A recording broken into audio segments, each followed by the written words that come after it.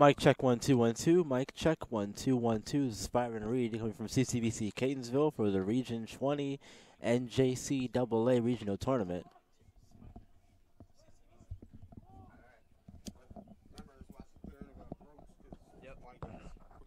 Yeah.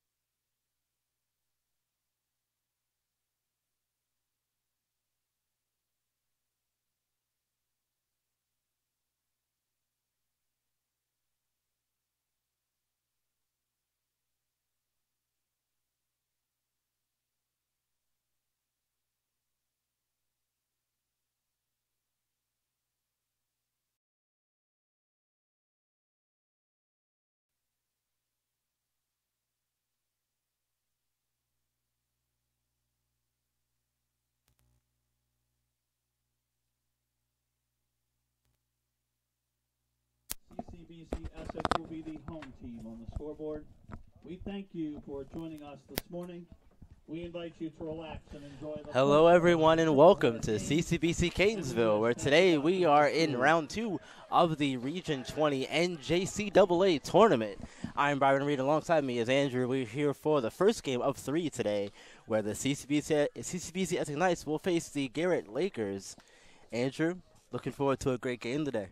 Yeah, it should be a good one. You got the Essex Knights that we've been watching all year, and they're going to be facing Garrett Lakers, who, if I hear right, had an impressive victory yesterday in their first game, upsetting Frederick, so it should be a good one. They did indeed. The Garrett coming in at the 8th seed, they beat the 1 seed Frederick Cougars yesterday, 14.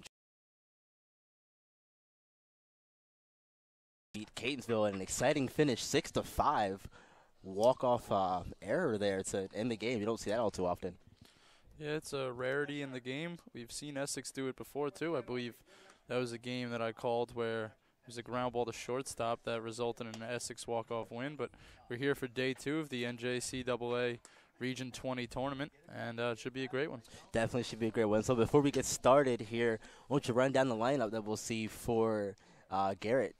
So leading off is going to be the second baseman, Sadala. Then it's going to be the shortstop, Hughes, followed by the DH, Cody Hammond. Then Derek Gassbauer at left, Brian Casper playing third, Bryant Scheich playing first base, Zach Uhazy catching, Cameron Garcia in right field, and Zarek Simkovich playing center. All right, and how about the pitcher we're going to see today for Essex? So it's going to be Adam Biss taking the mound for the Essex Knights. He's got a 4.44 ERA in 9 starts. Those are the 9 appearances he's made, including 2 complete games. All right, 2 complete games. That's always impressive to see. Especially when when you can go all 9 innings, give your team, your bullpen a rest. That's going to be big today because it's a short amount of time with a lot of games to play, so they're going to need efficient pitching. Yeah, quicker you can get your guys in and out of innings, the better off they'll be going down the stretch here. And here we go, getting us started here for the Lakers, Alphonse Sadala, coming in with a 400 average on the season. That's the reason why he's in the top of the lineup. Yeah, he's been impressive for sure. He's also slugging .520, and he's getting on base. Again, like I said, that's very impressive. There's a reason he's at the top of the lineup for this Laker team. Hopefully we'll see exactly first at bat. As things are almost the away team in the gray. First pitch from Biss. It's going to miss high, ball 1. We'll see if this lefty-lefty matchup plays a factor. Not really sure. Haven't seen Sadala play too much. Sadala pulls the bunt back. Second pitch misses low, ball 2. It's a beautiful day here, Andrew. Yeah, I wish the sun was out a little bit more, but it's definitely a great day outside. Perfect baseball weather. Like I said, minus the lack of sun, as that third pitch is going to miss high and outside. So 3-0, Biss falling behind here early. It's been his weakness throughout the season. He's got 44 walks in 48 2/3 innings. And there he finds strike zone there in the outside corner, low part of the zone, getting back into the count, 3-1. Swings through that one to Sadala. 3-2 now. Biss has worked it back full. Very nice job here from Biss, working his way back into the count. And here comes the payoff pitch, 3-2 to Sadala. Swings and fouls it off toward the Garrett side of the field here. Count's going to remain 3-2. That's exactly what you want to do as a leadoff hitter. You want to work the count, make him throw as many pitches as possible. Exactly. Put stress on him. Yeah. Look at a lot of pitches early. Here comes the 3-2 again. And that's going to miss high. Sadala gets a walk. Batting second for Garrett, the shortstop, number 5, Jacob Hughes. Got him to throw 7 pitches to that first batter, and if you can do that and make him throw a ton of pitches, he won't be in this game. Like we said, 2 complete games, he won't have a chance if he has to throw pitches like that. Oh yeah, exactly. Here comes Jacob Hughes up, coming with a 333 average as Sadala takes the lead off first. No movement over there as the first pitch from Biss again missing high. 1-0 the count. Biss has got to find himself, and sort of quickly here, because he fell behind the first batter early, 3-0. As the checking throw over, nothing doing there. Sadala back safely.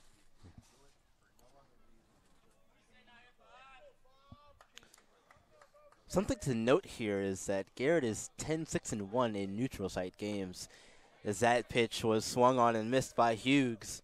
Another thing about Sadala at first, 17 for 19 on stolen base attempts this year. I expect to see him moving here at some point in the game. Maybe not at this stage, but definitely at some point if things get hairy enough, we'll definitely see it, I'm sure. Ground ball. No play over there at second as the ball bounced, took a hop off the grass there. And it seems like the lack of urgency from Biss to make that play to second base and try to turn the double play cost him. Maybe overthinking it a little bit, and that's going to put the Knights in trouble here in the top of the first. Oh, after that, we'll see runners on first and second as Hughes reaches. That would be a fielder's choice. And now the Knights going to have to face the three-hitter with 2 men on, no outs.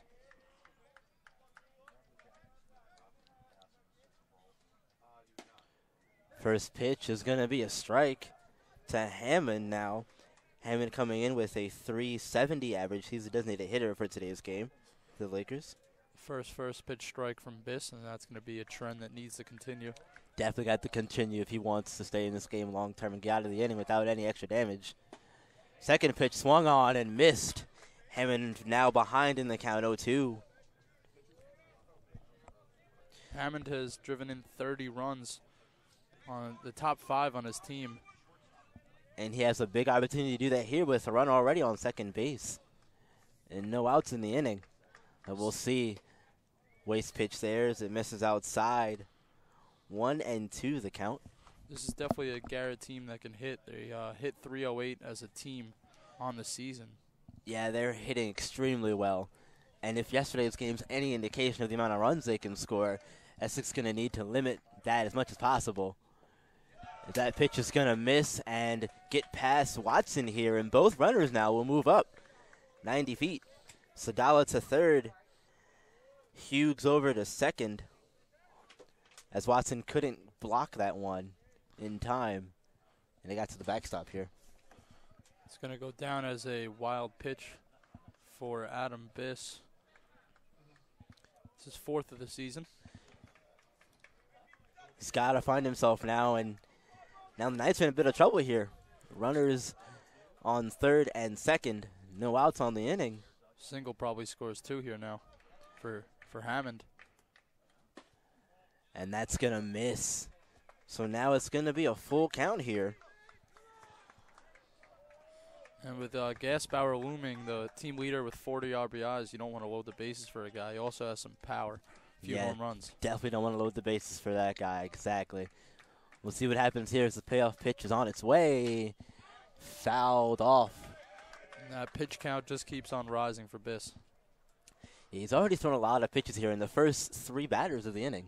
That's 16 pitches as I get a note from my statistician, Dan, over here. Statistician doing his thing over there. Feeding us all the crispy information. 3-2 is the count to Hammond after fouling off the last pitch. We'll see what happens here. Here comes 3-2. Missing inside. And that's going to be another walk for Biss. Looked like he tried to get him to chase the breaking ball in the dirt. He didn't bite. It's great plate discipline by Hammond. I'm sorry if I cut you off there, but that's the perfect at-bat from the Lakers. And now they got the bases loaded and a chance to do some real damage. Yep, as I was just going to say, that's definitely a good thought there, trying to get him to chase the pitch. But like you said, good plate discipline there by Hammond, holding off on the swing and allowing Gasbauer now with a .345 average to come up with the bases loaded. Have a chance to get the Lakers an early lead here as he swings through the first pitch. It's a good pitch by Biss. He needs to stay aggressive now. There's nowhere to put him. Yep, just like the chant says, be aggressive, be aggressive. Got to stay aggressive at all times, especially now if you're Biss. you're in some trouble. That one's going to miss high. I think that was a good pitch from Biss, though. Yeah, he got him to chase it earlier. You saw another high one there, tried to get him to do it again. Unfortunately, it didn't work out, but 1-1 count here. Nobody out still, bases loaded. Gaspar waits the 1-1. There it is, and that's going to be a strike.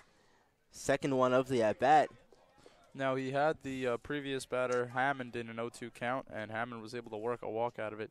So Biss is going to need to come at these hitters in 2-strike counts, something that we really haven't seen so far, but it's going to be important. Yeah, he's got to start doing that. We'll see what happens. And there he goes. He gets one strikeout as Gaspar goes down swinging. It's the exact pitch he needed to throw there. He can't let another batter work a good count against him. That pitch count just continually rising. Yep, blew the fastball right by him. Brian Casper now coming up to the plate, playing third base today, has a 376 average coming into today's game.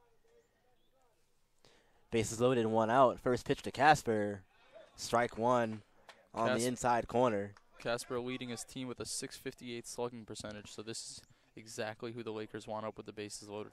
Oh, yeah, is anybody you want up, this is your guy right here. This guy they lean on. Good block there from Watson. At the same time, a good eye to hold off that pitch from Casper. Yeah, definitely.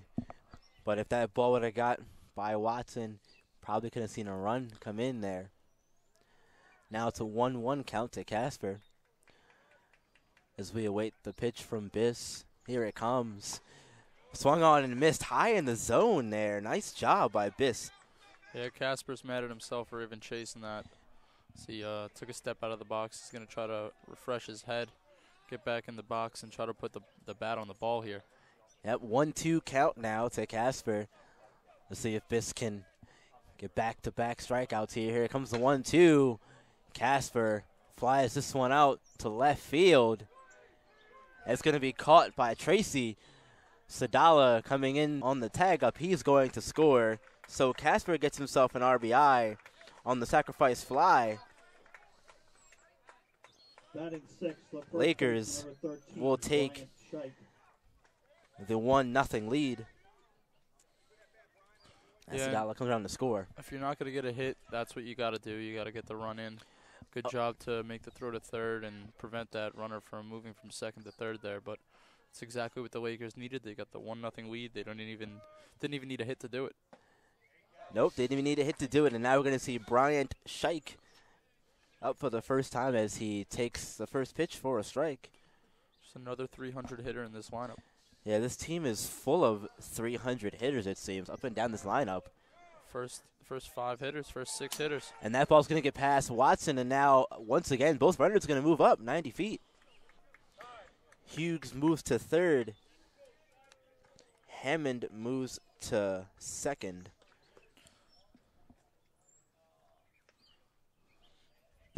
Now 2 outs on the inning.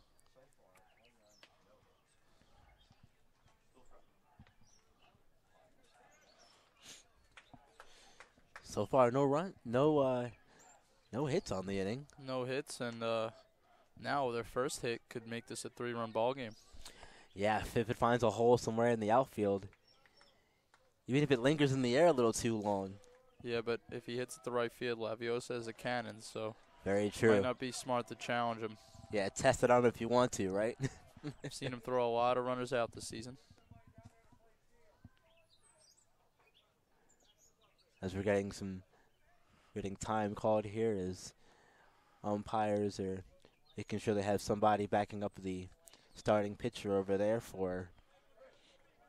Yeah, with this first inning extending long, they want to get him warmed up out there as he gets ready to come out for the bottom of the first. That one's going to miss upstairs. 1-1, 2-1's the count, rather, to Scheich. So I think you might see Biss pitch around Scheich here with the 274 hitter on deck and a 340 hitter at the plate with an open base. Nice block there again by Watson. And that's why he's playing behind the plate. That's what his specialty is. He blocks these pitches in the dirt. Otherwise, this could potentially be a 3-0 game if you let 4 wild pitches go this inning. Definitely, exactly. That's what you want, though, behind the plate. You want a guy who can throw people out and prevent runs just by blocking. And now Biss is going to walk his third batter of the inning, as Scheich is going to get himself on first base and load the bases here for Zach. Batting seventh, the catcher, number 9, Zach Uhazy. There you go. Just wait for him to Yep, say it. wait for him to say it, because I was going to pronounce it wrong for a minute. The catcher at the plate now. Zach Uhazy is up. It's the 7th Laker to bat in the inning, and we're just in the first. Yeah, that's definitely not the start you want it to have if you're the Essex Knights on defense. Uhazy takes the first pitch on the inside corner for a strike. It's over 30 pitches already. It's a lot of pitches thrown in just the first inning alone. Don't think you're going to see a complete game out of Biss today, but now his job is just get a quality start in. Exactly, and that's going to help things as Uhazy swings at that pitch in the dirt, and now Biss is ahead and in control, 0-2. He can do whatever he wants. That was a great pitch there by Biss, and he's, like I said, he's got to stay aggressive here. Yeah, definitely got to stay aggressive, but the way things are going, doesn't want to prevent things from snowballing at this point. We're going to get time called now. Even though you want him to chase something, I wouldn't throw it in the dirt, the possibility of another wild pitch. So I hope he attacks him high with a fastball here. Yeah, I'd much rather see him go high. Ooh, close pitch there. Good spot there. But it's going to be a ball. And this is going to still be ahead in the count 1-2.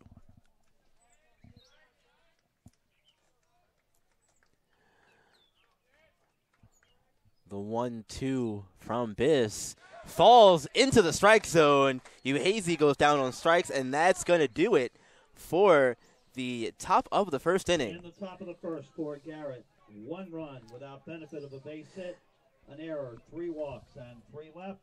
We played a half inning in Essex coming to bat. They left 3 on base that inning. Now we'll see the Knights come up in their half of the first inning, try and get a run back. We'll be back here very shortly at CCBC Catonsville for the bottom half of the first inning. Garrett leads it 1-0.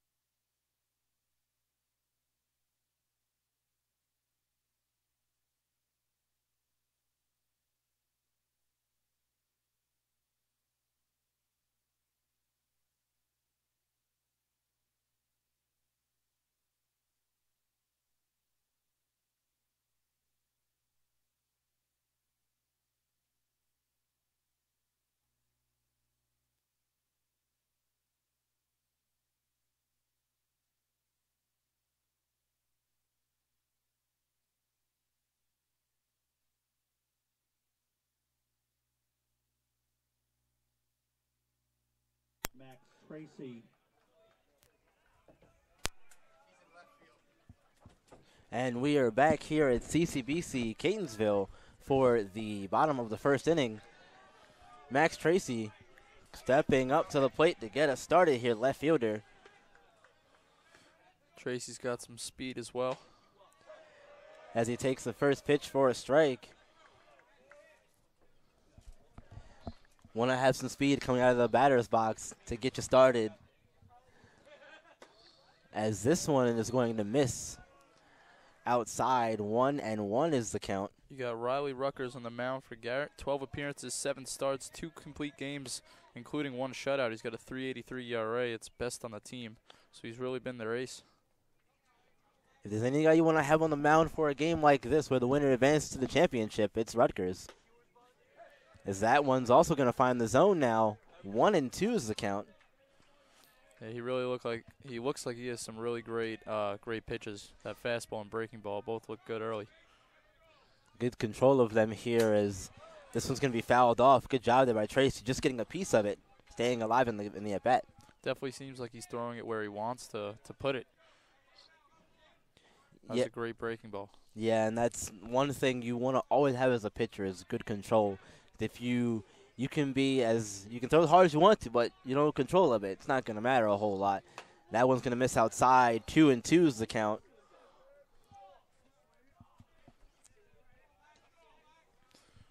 Rutgers following the new trend of single digits for a pitcher, something a lot of older fans are getting used to still.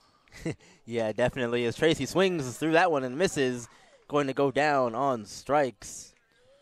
Really looks like Rutgers has his stuff working. I know it's been just one batter, but looks like he has a lot of confidence on the mound. Yeah, and I mean it's a different vibe than what we saw from Biss in his half of the inning. He struggled to really get anything going.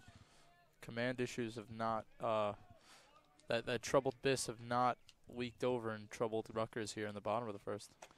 First pitch to Julio Criazola is going to miss high as he bends out of the way there. 1-0 is the count.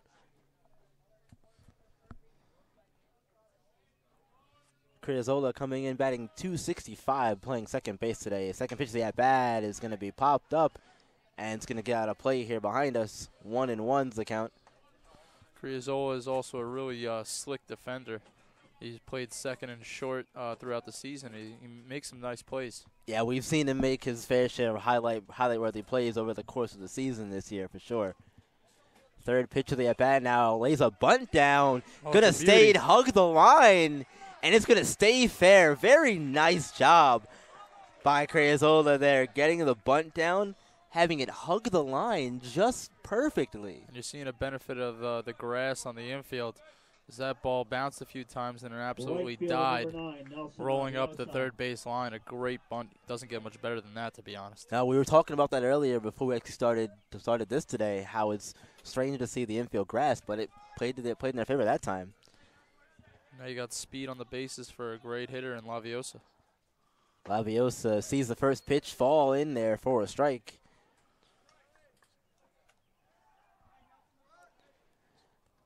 .357 average for Laviosa coming into today's game. It's Criazola over there on first with the lead. This one's going to miss outside. It just missed the black of the plate, apparently. Well, we've seen Laviosa's average crawl up to close to 400. It's taken a bit of a dip to 357 if you want to call it a dip, but he's still been a productive hitter. Yeah, definitely, and now is the time you want to see that productivity in these big games when everything is magnified, as that last pitch from Laviosa was fouled off. 1-2 is the count now. Was just one out on the inning.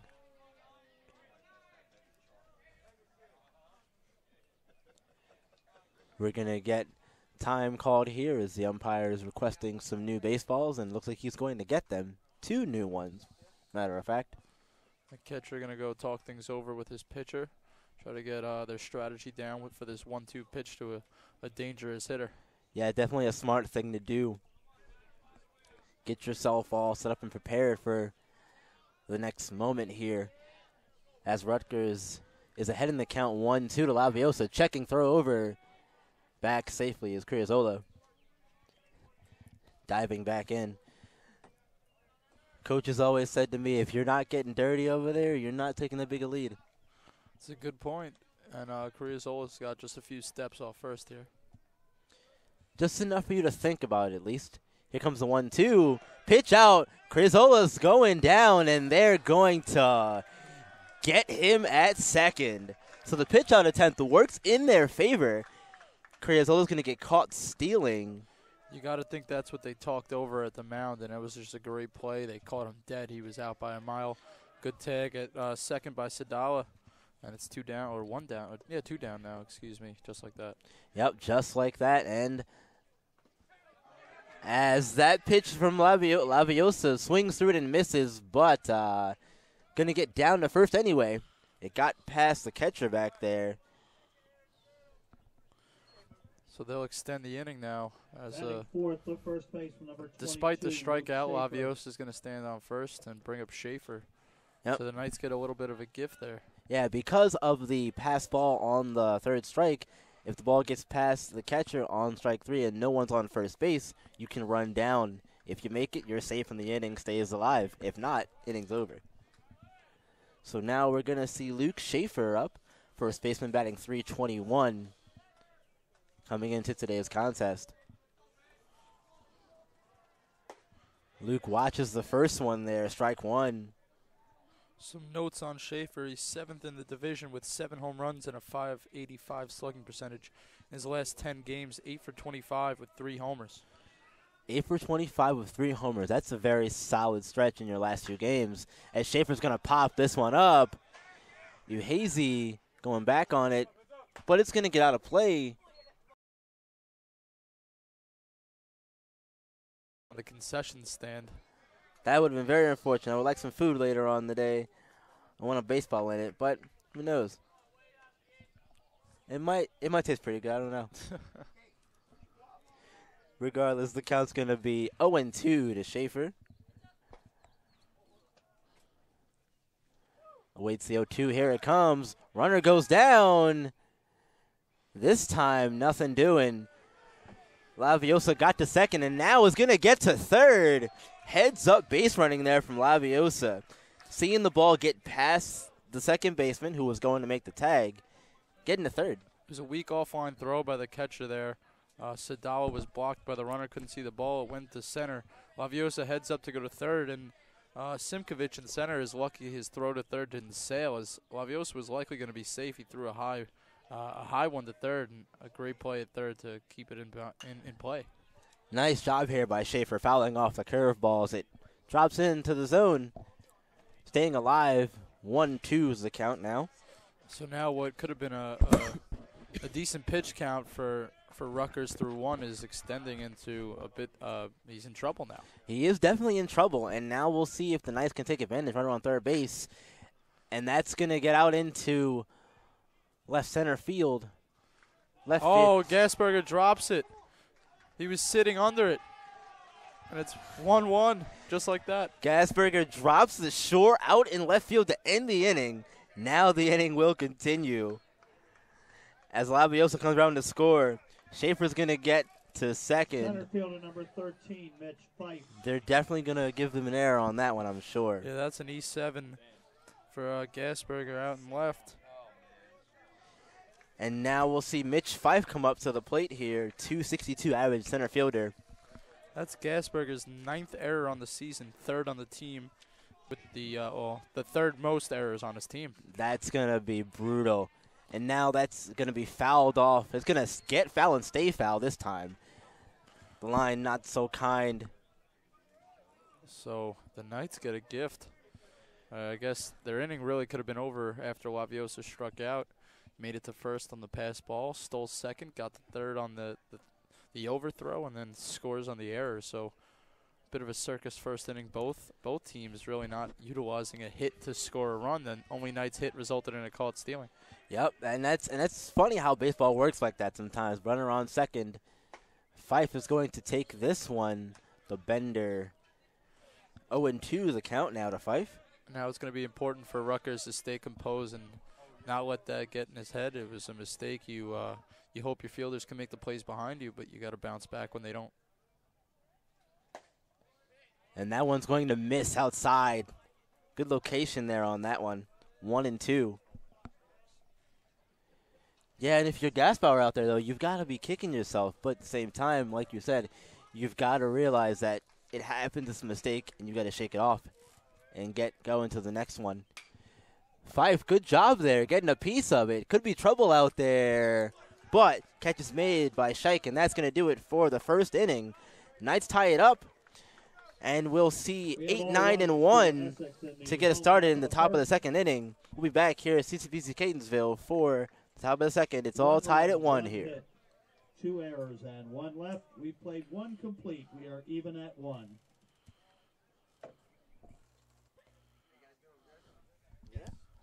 Doing good. What was the second error? What's that? What was the second?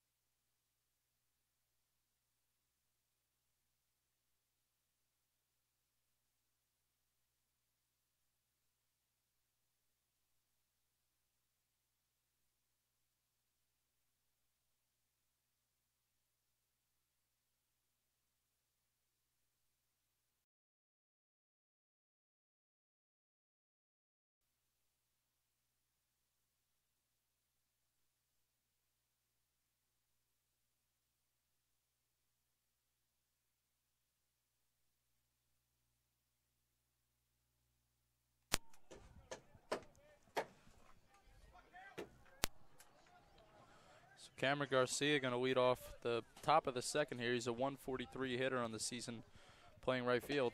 First pitch comes inside, nearly gets him, 1-0. Yeah, Garcia, like you said, batting a 143 on the season. Not the highest average, but sometimes that's not all you see. Swing and a miss for strike 2, but as I just look here, only 14 at-bats on the season, 2 hits, both doubles. Yep, so see, sometimes the average isn't all it's cracked up to be. So Biss looking for a bounce-back inning after a long first inning. Yeah, he definitely he gets a struggled. swing and a miss there, so it's 1-2 now. So we'll hope he stays aggressive and comes at hitters if he wants to keep his pitch down and stay in this game. Yeah, Biss definitely struggled there in the first inning. We'll see if he can bounce back because he needs it. The 1-2 is fouled straight back. Watson gives it a look, but that's going to be out of play. Nice job there, though, from Garcia, popping the pitch and getting it out of play. Giving himself second life. So Biss's trends from the season continue. He didn't give up a hit in the first, but 3 walks put him into trouble, and that's why we have a tie game and not a 1-0 Knights lead. Here's the 1-2 again, misses high, ball 2-2. So Cameron Garcia has worked the count, and another at-bat where Biss has thrown a decent amount of pitches. Yeah, but these Laker hitters are doing a good job of working the count. They're not getting themselves into trouble. 2-2, he checked, swung, checked down the first. The umpire says he didn't go for it, and we're going to get a full count. That's a good call there on the no swing. Those are always tough to call, though. Yeah, good job by the umpire to let the first base umpire handle it. And Biss is going to get ready with the payoff pitch. Here it comes. And he loses the bat, throws it. It's popped up to the left side. That is Acevedo trying to track it at third in foul grounds, and he does for the first out. That's exactly what you want to see, though, if you're Biss. Get the first batter of the inning out. Get him out of the way. One less thing to worry about.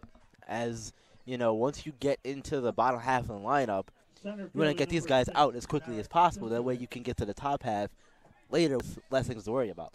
What the Lakers have here in their 9 hitters, a 371 hitter, and Simkovic, the center fielder. I'm going to guess that it's his speed that puts him near the bottom half of the order, not near the top, although he's got 6 stolen bases in 7 tries, so pretty efficient. The first pitch misses for a ball. The 1-0 is in there from Biss. It'll even the count at 1, so 1-1 count, 1 out here in the top of the second, a 1-1 game. You know, we've seen the Knights shift around their middle infield, Ritter at short, Criazola at second, Acevedo at third. As here's the 1-1 pitch, misses 2-1. Yeah, because Ritter's usually at third, and then you usually have either Acevedo or Criazola at short, second or short. So yeah. a bit of a rotation that they swings out of his shoes. It's going to even the count at 2. Yeah, he really wanted to take that one for a ride. Looked like he almost lost the bat like Garcia did in the previous at-bat. Yeah, one-handed swings. I never really.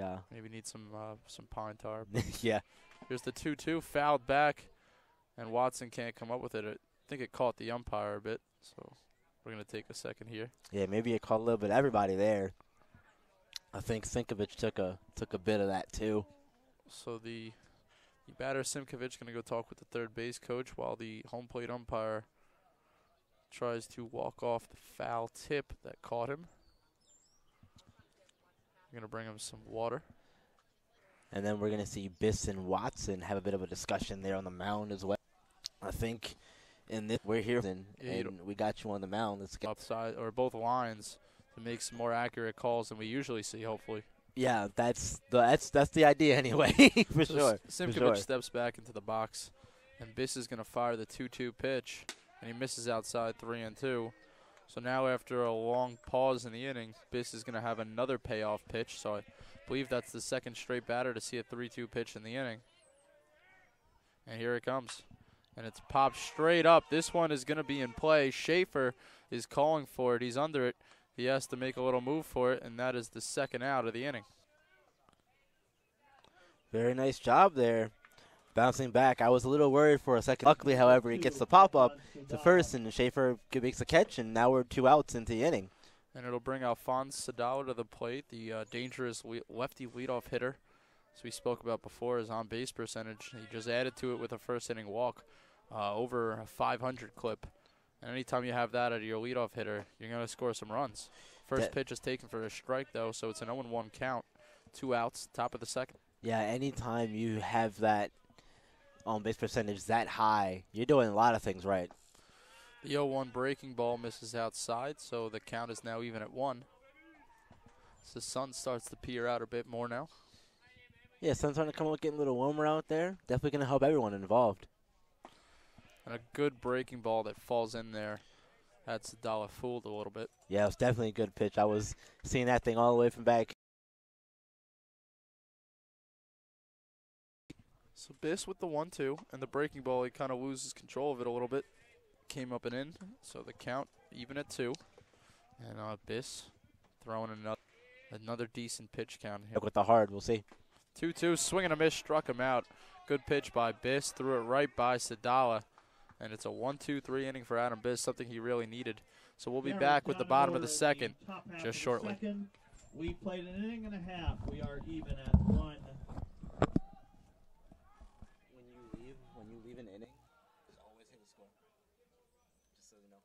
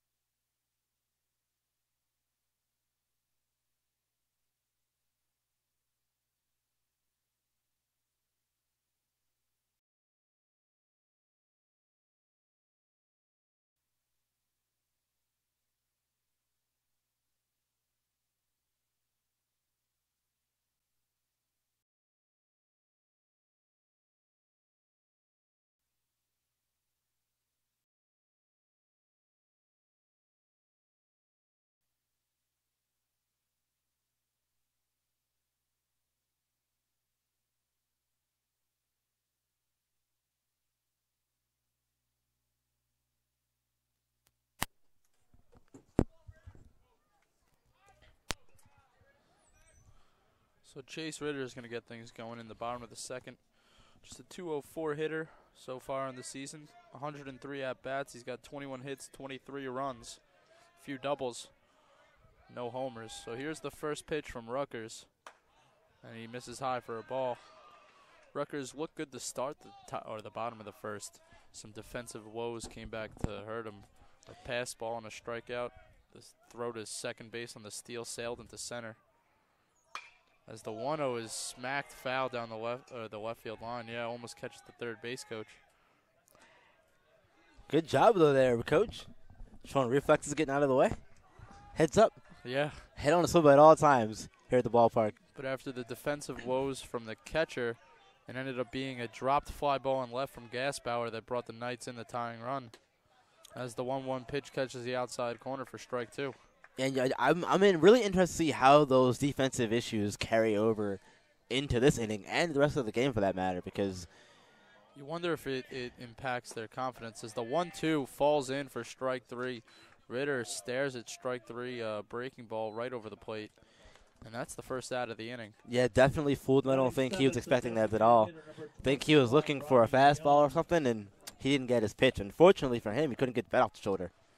So the DH, Robert Leone, is going to step to the plate. He's been seeing an increase in playing time as this season moved on, and he's become a regular in the lineup. Yeah, he definitely has, and that's always a good thing. Get yourself some more reps. The better you'll be once it comes time for you to shine in game. First pitch misses for a ball. It's a 1-0 count from Rutgers to Leone. Rutgers moving with a decent pace on the mound. Here's the 1-0, and it's smoked into the hole. A base hit to left field for Robert Leone. So the Knights get their second hit of the day, and they got things going here with 1 out in the bottom of the second. Good job there by Leon. Taking the pitch and going with it. Hitting it in the hole there between third and short. Getting himself on base. So Acevedo, the 270 hitter, will step into the box.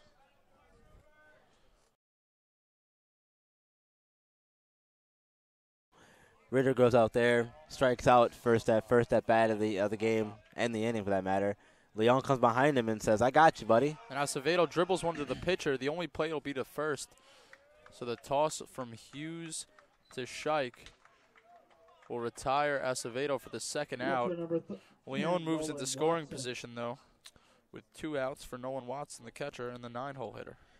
Good underhand, though. I mean, you don't see a whole lot of that. That's the smart. You don't want your pitcher trying to pick it up and make a leisurely throw over to first. It's a good job on him. First with the throw to second on the potential double play that ended up being an error in the top of the first. So a good play by Hughes to settle down there, and they'll have a new count to Watson. Here's the first pitch. And that one is flied to deep left field. Moving back is Gaspauer. See if he can come down with this one. And he does at the wall. So that retires the side. 1 hit, no runs in. We still have a 1-1 game here at Catonsville. And we'll be right back with the third inning. Byron will be back on play-by-play.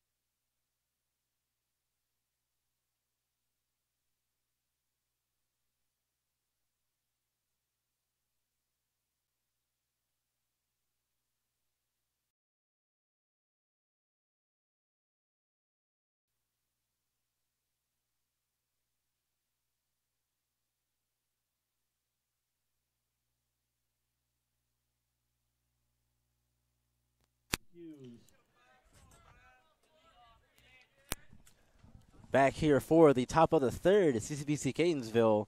We're all tied at 1 still.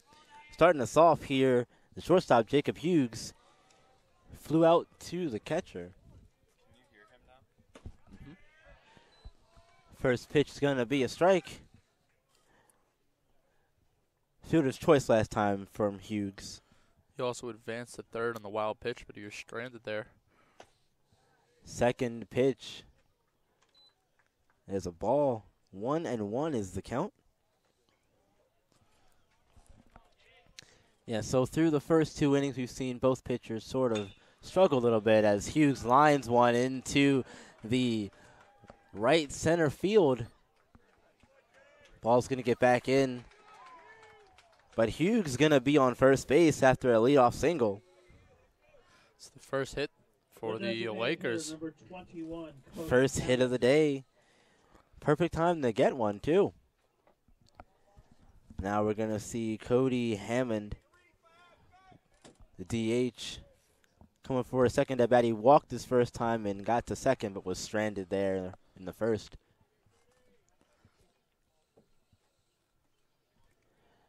Nobody out. Runner on first. First pitch is going to miss low. Ball one. Yeah, not a huge lead at first for Hughes. As I'm going to take a look at his stolen base numbers, he's 2 for 2, so not a big base stealer, but he'll take his chance when he feels he has one. And I feel like we might see him do that here at some point because we've seen Watson have trouble with handling some of the balls in the dirt. He's done a good job, but he's had some trouble at the same time. Yeah, I expect to see him take off at the site of a pitch in the dirt from Biss. And now Biss is falling behind Hammond here. Yep, 2-0. 2-0 pitch. Biss is going to get back into the count now. Strike. 2-1. So with no outs here in the third, Biss is going to be gearing up to throw his 60th pitch already.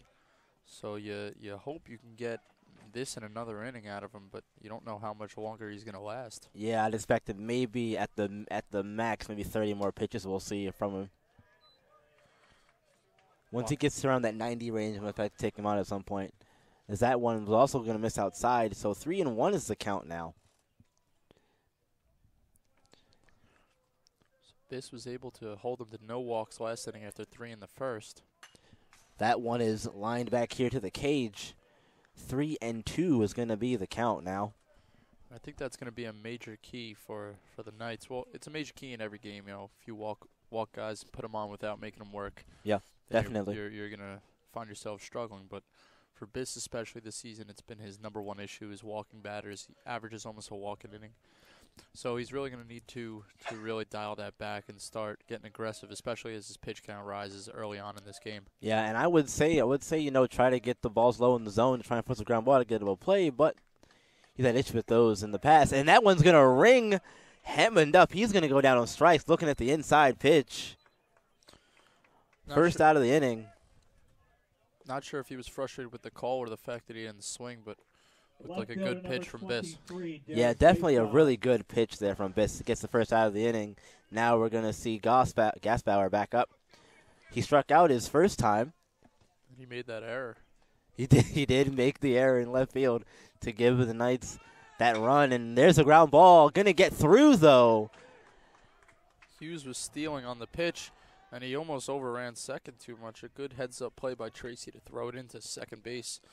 Criazola had to make a nice leap to bring that one in, but Hughes was running, so he was stealing on that pitch. Yep, Gasbauer wasting no time, seeing the first pitch, taking it through third base side, getting himself on, and now Brian Casper's going to come up. Runners on first and second with 1 out on the inning. Double play scenario here for the Knights. Casper to sack fly to left in his first at-bat. First pitch curveball missing inside. 1-0 is the count.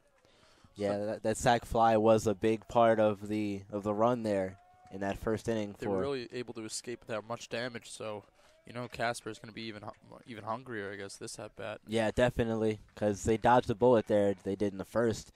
That one's also going to miss in the dirt. Casper goes to swing, but thinks better of it. 2-0. A great job there to hold back on the swing. He looked like he wanted to rip it and held back at the last second. Now he's got a great hitter's count with 2 men on. Oh, yeah, definitely. Let's see what Biss does here. You got to come at him, though. Even though you're behind in the count, you got to get a strike here. So here it comes, 2-0. That's going to miss. 3-0 is the count now. Biss falling behind. I have a question for you. 3-0, you got a pitcher who's struggling with his command. If you get a pitch right down the middle as the 5-hitter in Casper who's been mashing this season, you let it rip? Green light, yeah, definitely. I think you got it. 3-0, just catches the plate. Yep. Good pitch there from Biss. Just catches the plate. That's probably where you wanted to throw it because you don't want to give him anything too good to hit, even though it is a 3-0 count. You also can't load the bases for Exactly. Shike You also can't do that. a 340 hitter in his own right. Definitely not. No. 3-1 count now. Ground ball to third. Over to first. Scoop there is dropped. Schaefer couldn't dig it out. Throw back over to third. No one's there, and now the wheels are falling off. Runner comes around to score. To be honest, that's a Little League error made by the Knights there. Gas.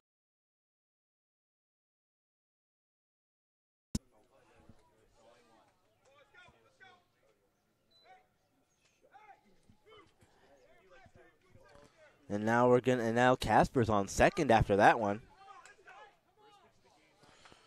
So what happened there was a good heads-up play by Acevedo to step on third. As soon as he got it, fired across the first.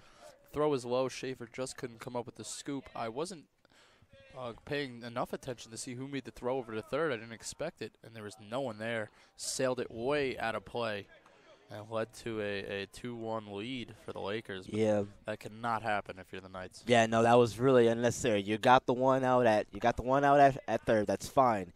You can't get one over here, no big deal. Don't give them another opportunity to get a run. That's what they did. But Biss here doing a good job, though, of not letting that affect him too much. He gets ahead of Shike 0-2. Back-to-back pitches on the corner. Now you're just going to make Biss throw even more pitches, too. And he's in trouble again. Yeah, exactly. That one's going to miss outside corner that time. Just missed there. Just missed. He was successful his first two pitches there, so I don't blame him for going back there a third time. Now you've got to switch the eye level here, change location, do something. But 1-2 count now to Shike. Big strike zone for Shike. Ground ball gonna be foul. Acevedo going over to get it, but it just stays foul. As we'll do it again here, 1-2. That really hurts, though, if you're in the Knights. That was an unnecessary defensive error, in my opinion. Yeah, at the very least, you would have had men on first and second, still a tie game at 1 with 2 outs. And now you got a runner in scoring position. You're down by a run, and there's still just 2 outs. That one's going to get fouled off here. Shike staying alive in the at-bat. Yeah, that was just, I mean, like I said, you get the one over here at third. And then great play. Great play, definitely. But you know, you can't get the one at second. That's fine.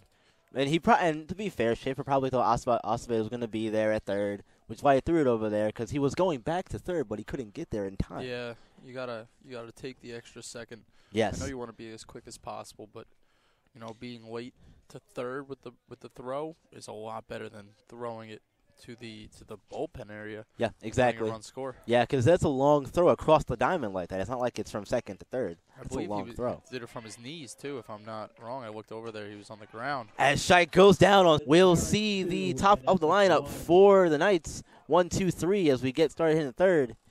2-1 Lakers out in front. We'll be back.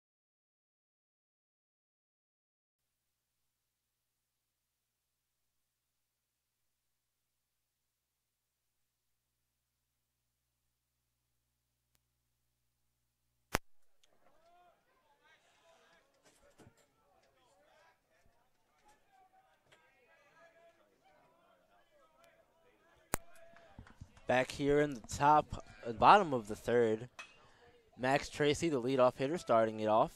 Top of the lineup as he fouls the first pitch. Out of play to the Essex dugout side.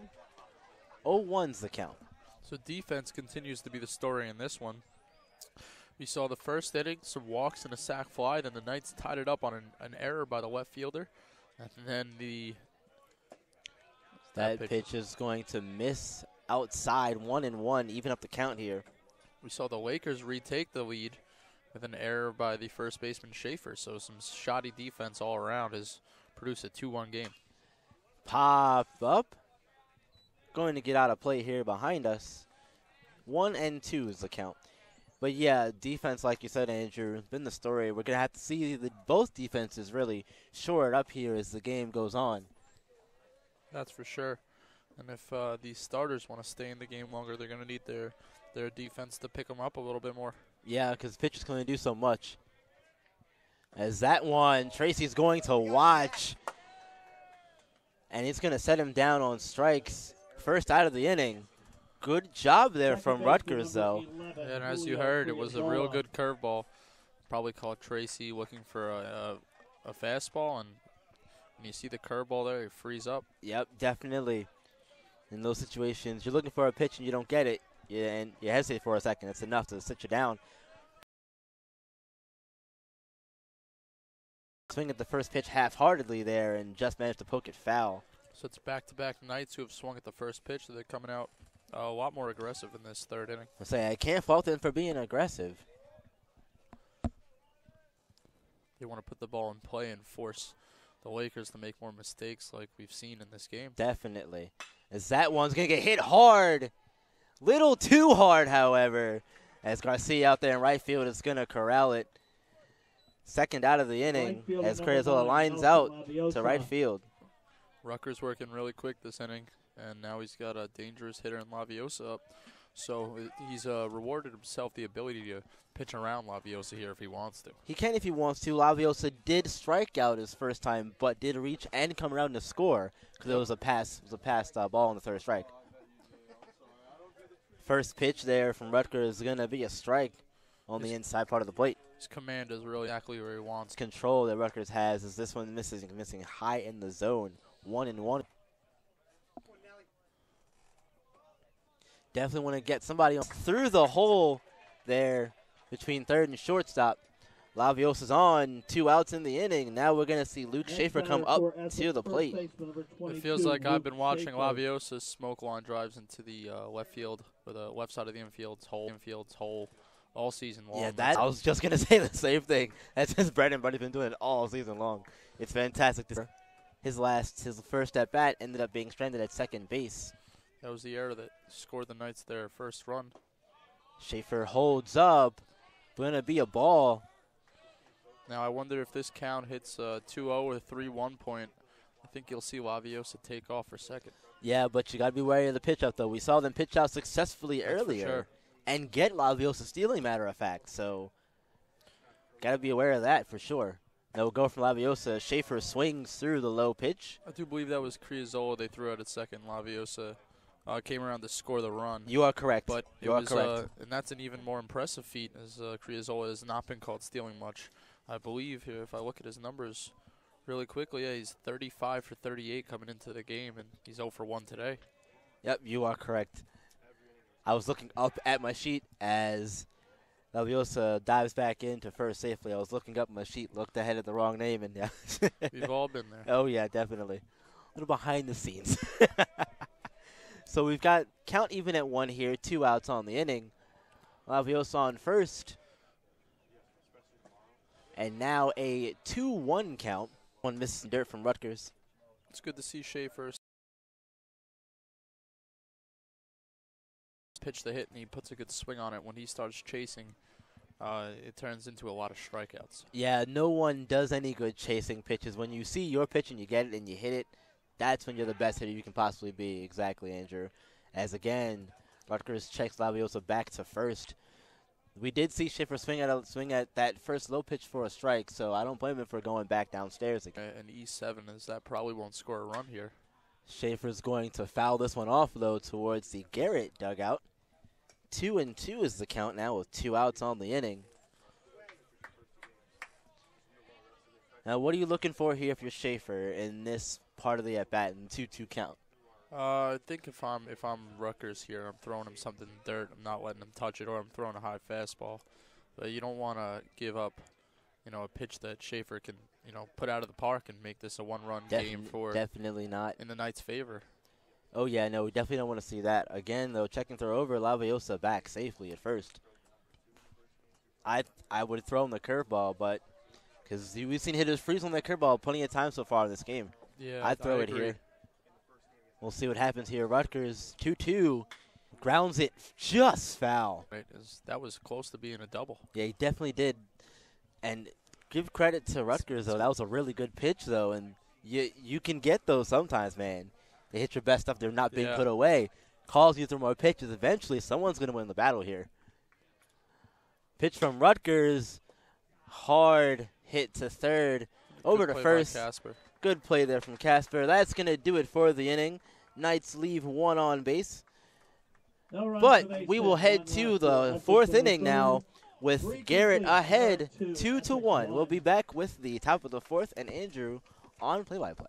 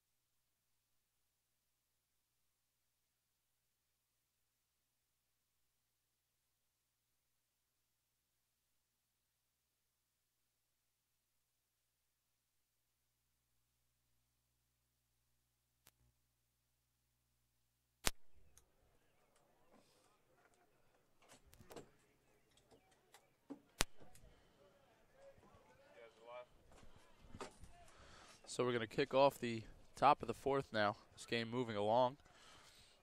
We'll see Zach Uhazy, the catcher, Cameron Garcia, the right fielder, and Zarek Simkovich, the center fielder, due up in this inning. First pitch from Biss misses low in the dirt. Biss, that'll be his 75th pitch of the day already. And we just started the 4th inning. Yeah, bottom half of the lineup, you want to get these guys out as quickly as you possibly can. That way you can avoid having the top of the lineup come up with those guys on base. Now, Biss's second pitch also misses in the dirt. And, he has an opportunity to, go 1 through 3 and set it up so the top of the order is due up in the 5th. But now he's already fallen behind 2-0 to the first batter here. The 2-0 is smoked down the left field line, but foul. Very hard hit ball there by Uhazy. Squared it up nice, just couldn't get it into play. Uhazy batting .274 on the season. He's got 62 at-bats, 17 hits, 2 doubles, 5 home runs. Third on the team with 5 home runs, so he's got a lot of power. The breaking ball misses high, and now Biss is behind 3-1 on the first batter here. And that pitch count just going to keep crawling up. And we'll see if he can showcase some of that power that he's showcased over the course of the season so far, those 5 home runs. 3-1 misses outside. That's a walk, so another walk for Biss. Uhazy makes his way to first base. Cameron Garcia will come to the plate. He flew out to foul ground his first at bat. A nice play by Acevedo at third. Garcia. Looks like there is some stretching going on in the Essex bullpen. Probably getting some guys ready over there in a little bit. So I'd be surprised if Biss makes it past the 4th inning. A runner on first, no outs. New count here to Garcia. The first pitch is low as he pulls on. Very good strike. Sign. Watson gets it from. Run is popped up. Biss dives and he makes the catch. The throw back to first. Not in time. He's just back. Is Uhazy. Great play by Biss to lay out and catch the bunt that was popped up. And that's the first out of the inning. Oh, yeah. Good job there, fielding your position, too. Biss reacting quickly to the popped-up bunt, diving to make the catch, and then getting the ball over to first. Unfortunately, wasn't able to double him up. It was a good heads-up play, and that'll bring up Zarek Simkovic with the man on first, 1 out now. Out and popped out. So, want to see him work the count again in this at-bat. First pitch misses for a ball, so Biss behind another hitter. Seems to be the theme for Biss. He has some guys where he'll get ahead of, but most times he's falling behind, and that's gotten him into trouble. So Biss ready with the 1-0. It's a 1-1 count. Some stats about Simkovic. He's 7th in the division with a .363 batting average. His last 10 games, 11 for 30. 7 runs, a double, triple, and 8 RBI. So he's really been producing as of late for his team despite being in the 9-hole. And I think it's an interesting strategy to have some production to set up the top half of your order. I think that's as one of the smarter things you can do, in my opinion. I mean, most times you'll see weaker hitters being in the bottom half of the lineup, but I think it's smarter to have those guys that can produce. This is 1-1 is in the dirt. It's a ball, stolen base attempt, and they got him. A good play by Watson and a good tag by Cruz. Second as he was out by a good amount. Very nice throw there from Watson, firing that thing down to second. Criazola putting the tag on, making it look really easy. Just like that, Biss is 2 outs and a 2-strike count now. 2-2, 2 outs, 2-1 game in favor of the Lakers. As the Knights look to get to the bottom of the 4th with the score the same. Now one is aligned and blooped into center. Laviosa racing in, but no one's going to get it. It's going to be a single for Simkovic. That's a hard pitch to take and do anything with it on the hands, but Simkovic doing an amazing job there, fighting it off. The top of the order up with runners on again. This will be Sadala's first at bat with runners on, though. Garrett is left fun with a walk and a strikeout. Here's the first pitch. Takes in the dirt for ball 1. Good job there from Sadala, though, holding off for the first pitch in the dirt. I believe Sadala is the only lefty in the lineup today for both teams, if I'm not wrong. Always interesting to see these lefty-lefty 1-0 matchups. gets by Watson to the backstop, and that'll move Simkovic to second base. So the issue for Biss with his command continues, despite the fact he's only given up 2 runs. It's his 3rd wild pitch. Yeah, you've definitely got to try and find a way to limit your wild pitches and your passed balls if you're Biss and Watson as a battery working together. So the 2-0 to Sadala, and he gets a strike on the outside corner. The good thing about this, though, is that all of these things that have happened over the course of the game, the passed balls, haven't hurt too much. Either team, for that matter. So the 2-1 to Sadala. The man on second misses low, 3-1 now. Another hitter's count for the Lakers. And Sadala is looking for his pitch here. He's going to try to drive a run in. He's one of the best hitters on this team with the 400 batting average coming into today's game. So expect him to square one up here if he gets it. Biss gets a strike over, and that's going to make this a full count with 2 outs. So we'll see a payoff pitch coming up shortly. Sadala hopes to extend the inning. He chokes up a little bit on his bat. This is the 9th 3-2 count of the game so far for Biss. And it's another walk. So Sadala to first. Simkovic will stay at second. I believe that's the... Yep. So with the shortstop, Jacob Hughes to the plate. He's 1 for 2 with a single and a fielder's choice, but he's reached base both times. That is the 5th walk of the game indeed for Biss. You are correct. We're going to get a mound visit here. Yeah, take a minute, talk things over. You've got 2 outs on the inning. You need to just getting out somewhere. With the bases the way they are, runners on second and first, the force it any bag. So ground ball to third, step on the bag, get out of the inning.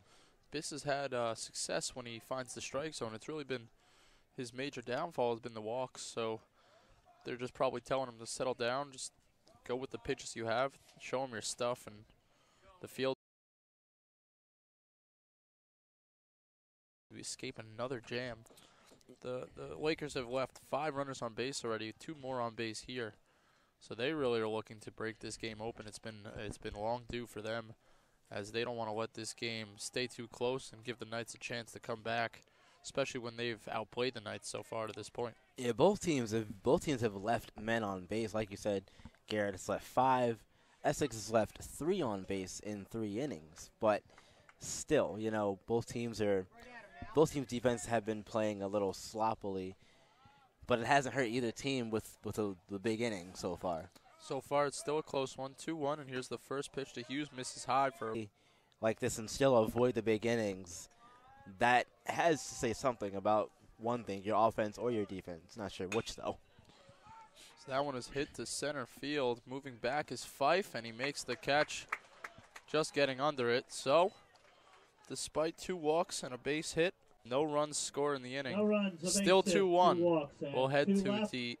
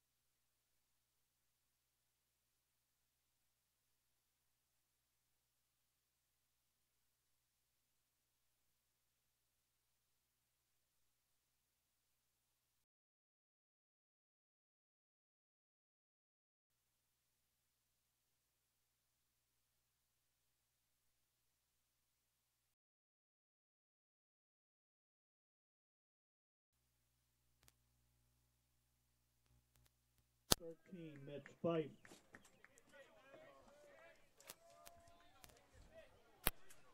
So Mitch Fife steps into the box for the Knights. Start the bottom of the 4th. Here's the first pitch from Rutgers. And it's smoked to shortstop. Handled by Hughes. Throw to the first is high. But a good play by Scheich. And they call him out on a close play. Some frustration from the Knights dugout and the first base coach, who seemed to disagree with the call, but it's 1 pitch, 1 out. Yeah, I can't believe it that they called him out over there, first base coach or the Knights bench for that matter, like you were saying, Andrew. But regardless, 1 out. You gotta deal with it now. So we saw Biss enter the 4th inning with 74 pitches thrown. That was just Rutgers' 47th pitch, as that's a base hit smoked into left field by Chase Ritter. So the Knights swinging at the first 2 pitches of the inning, and it's a ground out and a base hit. So they're staying aggressive like they have these past 2 innings. I hope we see this aggressiveness trend continue, but you're still careful about your pitch selection that you're swinging at. That makes sense. You want to go out there hacking at everything. Especially when Rutgers has been pitching pretty well today. Still has a fairly low pitch count, and he's looking to extend late into this game while the Knights are likely going to have to go to the bullpen soon. So here's the first pitch to Leone. It's a breaking ball that just misses. Ball 1-0. The first pitch the Knights didn't swing at in this inning. Yeah, definitely. It's been exciting to watch these past few innings because of the way the Knights have come out on offense. Dugout is pumped up as he looks at strike 1 in the outer half of the plate. So it's a 1-1 count. Man on first, 1 out. 2-1 game in favor of the Garrett Lakers. I love hearing all the chatter from the bench. That's how you know when things are getting good and you're getting to the important stages of a game. When the bench gets going and players start chatting with each other, you That's can for hear sure. it. Time called by Leon is both dugouts starting to get a little loud. Almost like one of those golf moments, just for like 5 seconds. Pickoff attempt at first, but Ritter is back in there safely. So Rutgers started to slow down a little bit. He was working pretty fast first few innings. As he peers into Leon for the 1-1 pitch. Rutgers sets. And the pitch out is going to result in a throw down to first as he wasn't stealing, and he's safe. So a wasted pitch there from Rutgers makes the count 2-1. Yeah, definitely a wasted pitch out there. That's going to allow Leon to have a favorable count here. Hopefully he gets something that he can put into play. That's what he's thinking at the plate here. So here's the 2-1, and he pokes it the other way as I believe it was a hit and run. Ritter is at second, and it's a fly out. He wasn't paying attention. The throw comes back to first. It's a double play. So Ritter was going on the pitch. He flew out, didn't look back in time, and the Lakers escape another one. So the score is still 2-1, or 2-1. We'll head to the fifth, and we'll be right back as Byron will return to play-by-play. 4 complete. Garrett 2, Essex 1. Ladies and gentlemen, we invite you to stop by our snack bar behind home plate. Hot dogs, hamburgers, cheeseburgers, drinks, chips, and snacks. Please stop by during today's festivities.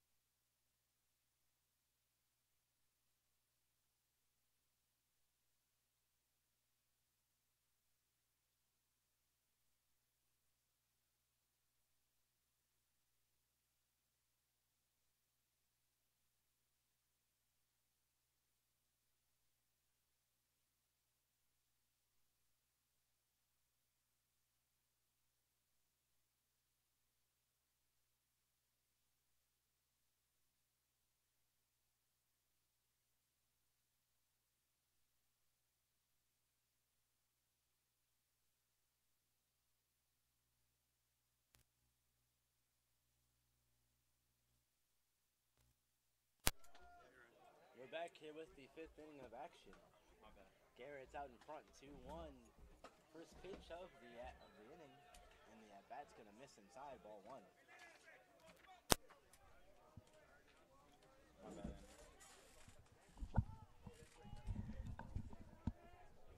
Batting now is Cody Hammond, the DH.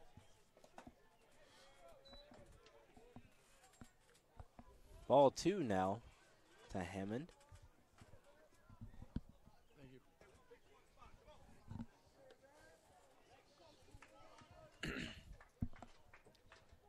Brief discussion there between Biss and Watson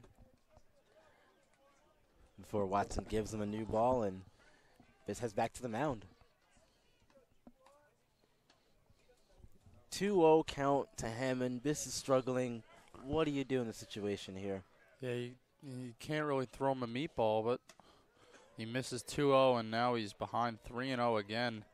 And I said I didn't think he was going to get past the fourth inning. Now it's starting to look like a mistake that he's in the game, as Rolando Heredia Bustos is warming up, now wearing number 7 for the Knights. 3-0. 3-0, and there is a strike now to Hammond. So Biss finding himself one here in the count. Got a lot of work to do, however, trailing 3-1. And on the scoreboard as well, 2-1. Lakers out in front. He's got to keep his team in the game, but he walks Hammond here, and it's another one. That's 6 walks on the game now Left fielder number 23 for Derek Biss. And now we're going to see Derek Gaspar come up. He singled his last time.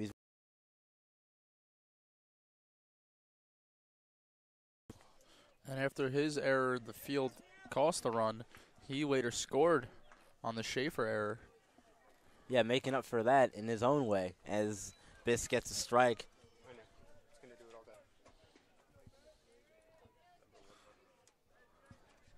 So this time, Biss getting ahead. Very nice job there.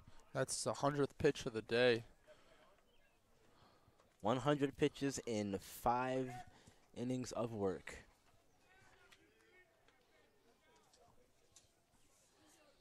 Gaspar now awaits the 0-1. Here it comes. Dropping in for a strike. Very nice there. Back to back from Biss. Very good job. Collector, I guess you could say, for the Lakers. Yeah, double hitting machine. 1-2 as that pitch misses high and outside to Gaspar.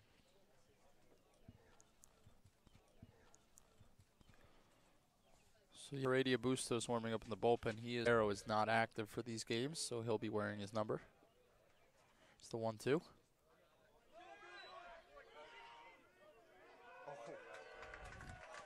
Hammond's gonna pass ball there from, or wild pitch there from Biss. 2-2 is the count, even now. So the Lakers, well, it's been a constant theme, threatening the score. And I think a runner in scoring position. It's the 4th inning that they've had someone threatening the score. Yeah, yep. They've had runners. They left runners on base in 3 innings so far, except the second. Away there, but ready to get things going with the 2-2. Find in the center. Fife's gonna make the catch. First out of the.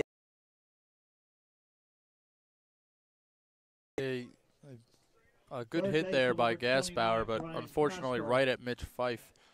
And I don't know what's going on. Trying to figure it out ourselves as well. Hammond heads into the dugout. Maybe he got injured on the slide because he did slide in head first over there at second. Yeah, it looked like something with his hand was possibly bothering him. Yeah, and they're going to get somebody up and try and get someone to take his spot out there on second base because he's still on second. There's 1 out on the inning. I was going to say there was no chance for him to tag up. Fife has a good arm. We've seen him make that throw to third and catch runners trying to steal a base. And especially on that hard hit a ball too, you have all that momentum guiding you towards the ball already. So in that situation, you definitely don't want to tag up and risk getting thrown out over at third. And now Biss, who already has been struggling with command and is having a rough go of it, is now, sitting here waiting for this inning to resume. So hopefully they get someone on second soon, as it's taken a bit of a while. Yeah, a bit longer than we anticipated than to have someone up and ready. And we're looking at Biss just throw these tosses to Watson. I know they're just tosses, but they're looking okay. It's not like he's throwing them high or releasing them low, They look okay enough. He's got some good command on this soft toss.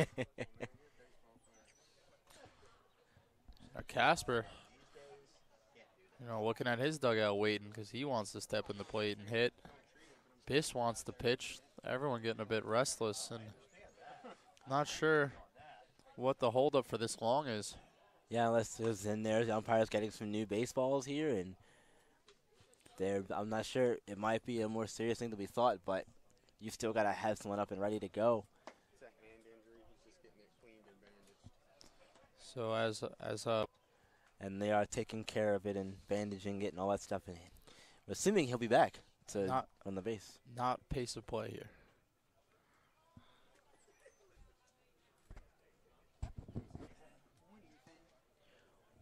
Well, in the meantime, let's take a look at our second game of the day. We'll see Catonsville take on Frederick in the losers bracket of the tournament. And whoever wins that game will play the loser. So Hammond back on second now. He's got the black wrist or the black tape on his hand. Yep, Casper's in the box digging in. We are ready to resume action here. Here we go, play signal, and here we go. Brian Casper, first pitch to him, blocked in the dirt by Watson, 1-0.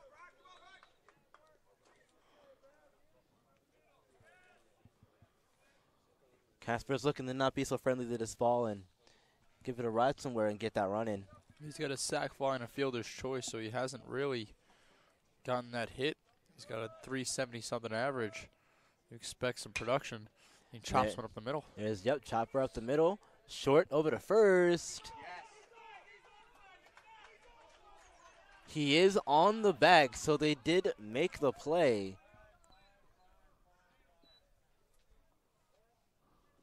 So Schaefer did make the play at first. The umpire did say he was on the bag. The stretch was a good one, but he is shaken up on the play. Exactly. So almost a bit confusing there.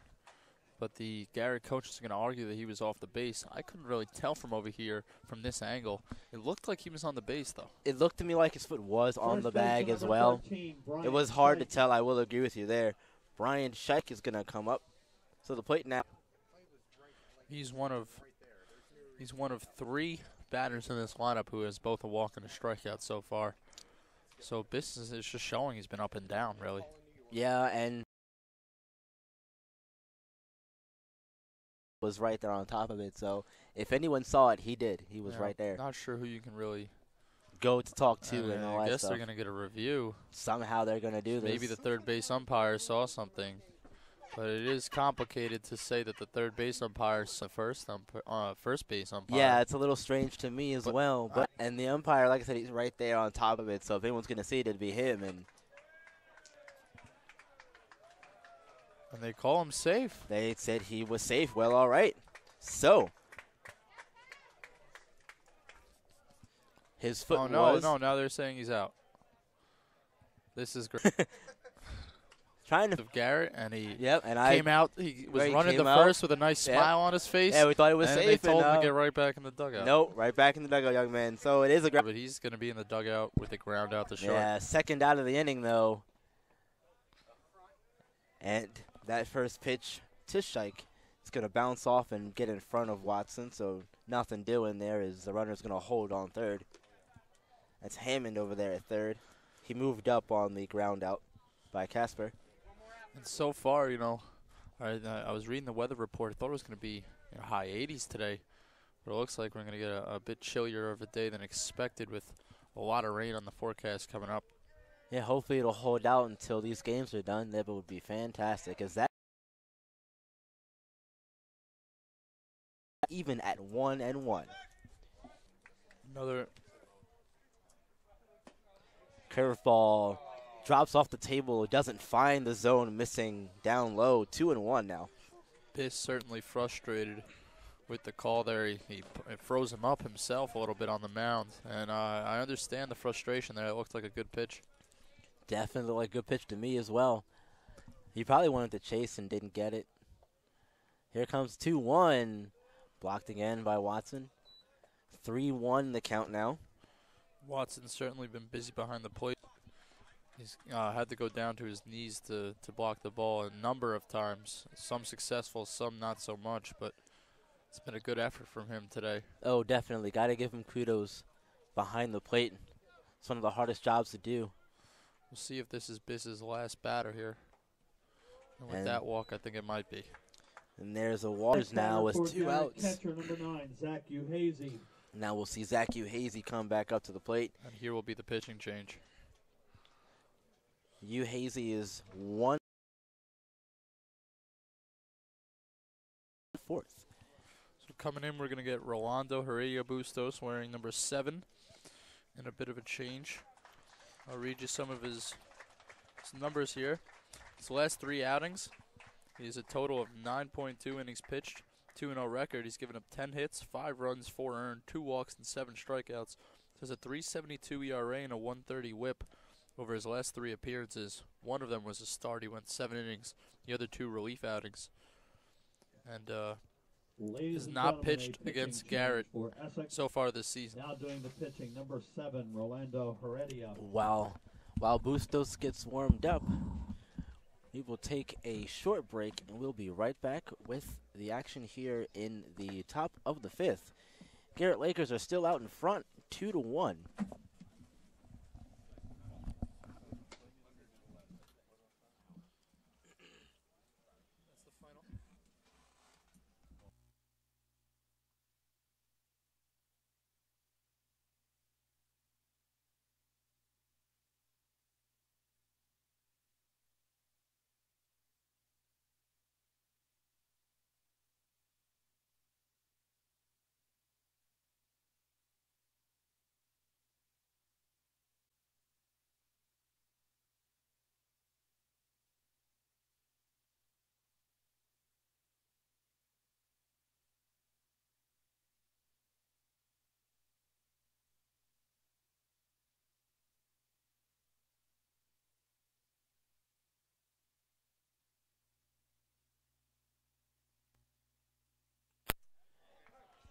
Back here at CCBC Catonsville, top of the 5th inning, pitcher change now for the Knights. Rolando Heredia Bustos is taking over for Adam Biss. First pitch is going to be a ball. That's to Zach Uhazy. Heredia Bustos is a 5.79 ERA in the season, 5 starts, but 17 total appearances, so he's been used in both roles, 42 innings, 33 strikeouts, 13 walks, so you won't see as many walks from him. And that's what they need right now to limit the walks as much as possible. That pitch from Bustos is going to be a strike. I have some more numbers on Adam Biss. So out of the 111 total pitches, 56 strikes, 55 balls. Not a recipe for a great start. He got through 5 2/3. 4 2/3, I believe. Yeah, 5th. That's okay. Yeah, one of the confusing things. And he gets Uhazy to swing and miss at a pitch in the dirt. Makes sense in my head, yeah. And now Heredia Bustos has a chance to get the Knights out of it. Yeah, it was a really good pitch there from Bustos, getting that second strike. Here comes the 1-2 count. And that one's going to be in the dirt. Runner's going to move up to second. They'll let him have that one. He was like 3/4 of the way.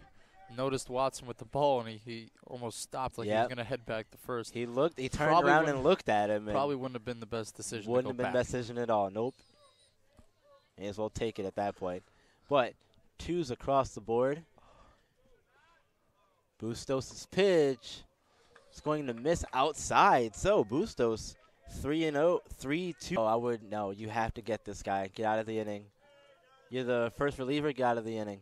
And Bustos does just that, blowing the fastball by Uhazy, sitting him down, and that's going to do it for this half of the inning. So the Lakers are still out in front, 2-1.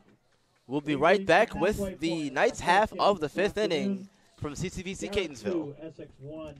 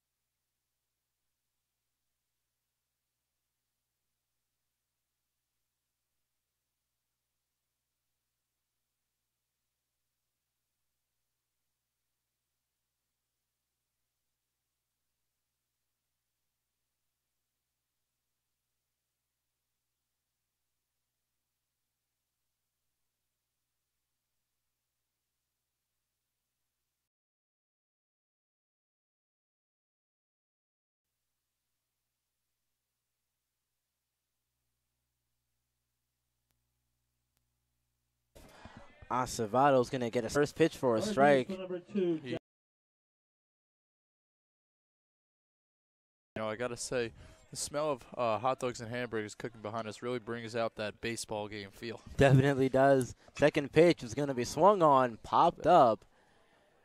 That's going to be Garcia over there and right, making the catch for the first out of the inning.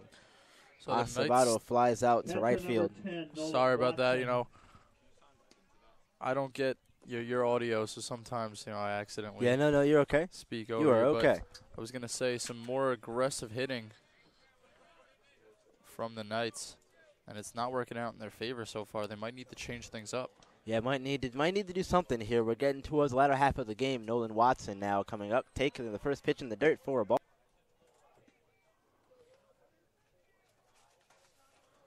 Outside as well. Garrett is still ahead in this one, 2-1.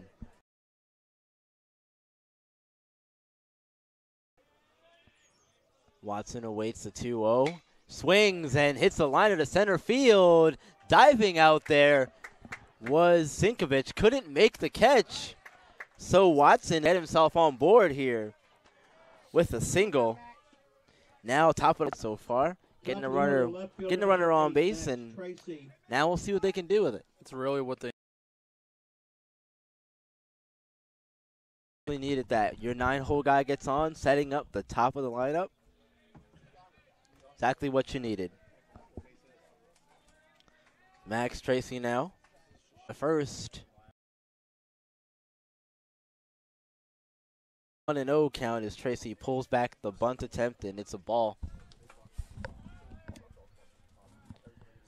Tracy looking to turn things around today. 0 for 2 with 2 swinging strikeouts, and now would be the Especially your top of the lineup guy. Nice job there.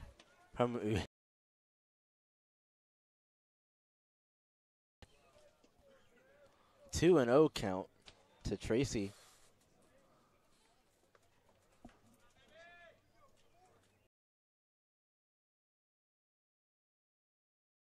Rutgers getting the signal. Tracy, 2-0 pitch. That's going to find the zone. 2-1 now.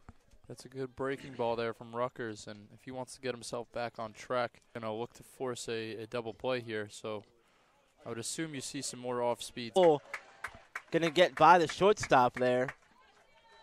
As Tracy to back singles, and the Knights got something going here. No outs on the goal, and a line out to right field. Now we're going to see him. We're going to have a mound visit. We're going to have a mound visit now as coach is going to come out and talk to Rutgers, who's done a marvelous job pitching so far today. Minus the 1 run he's given up.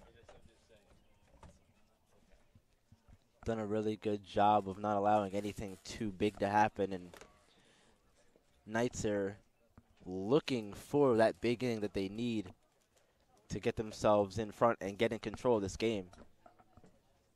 Because so far, neither team's really gotten a whole lot going besides the few things we've seen here and there. Nothing too crazy. It's been a mostly defensive game despite the errors and all that business. Lakers are out in front 2-1, but hasn't really affected things too much as we're getting set for play as mound visit is over. Criazola steps in the box. It's the first inning where the And this could spell wonders if you're the Essex Knights here. Criazola swings at the first pitch, fists it, Hits the takes a bag. hop off the bag. and he wasn't running, but now he is, and he'll get there. Criazola Knights gets to first. And from second, Tracy's going to come around to score. The ball took a hop off Watson and came around to score, rather.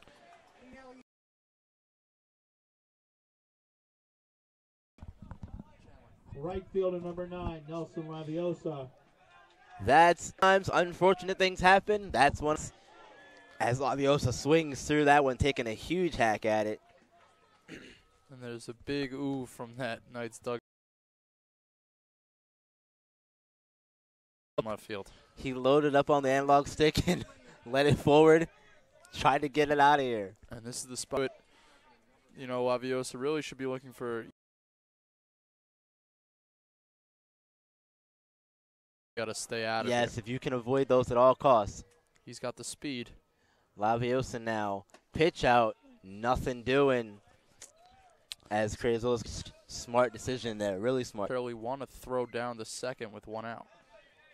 I don't think let him have it, but Laviosa is going to pop that one out.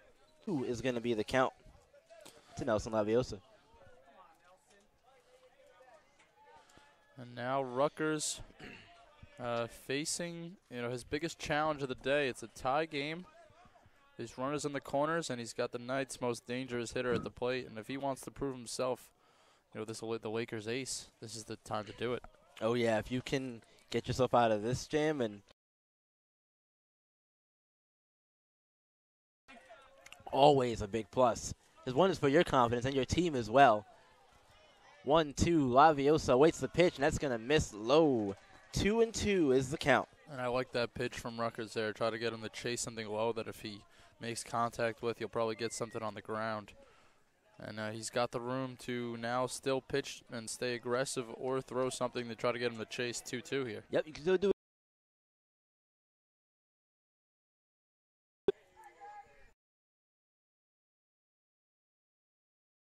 And 2, we're going to stay as Criazola heads back to first. And And as this count progresses, if it turns into a walk, you get another runner in scoring position, but then you got deck. So it's an interesting decision whether you want to come at him here for Rutgers. I'd go at him and try and get the out. Not going to get through. They got one at second. Couldn't get the back end double play, but the Knights do get that run home as Max Tracy comes around to score, and the Knights have the lead for the first time in this game. And that's exactly what Hughes or Laviosa chasing a pitch, but Hughes made the play through time. The throw was coming over to first. Laviosa was safe, and that's where his speed really saved the Knights. Yep, and that's another Mount Visit. We might get a pitching change here. And, yep. And we are going to get a pitching change as Rutgers is going to say.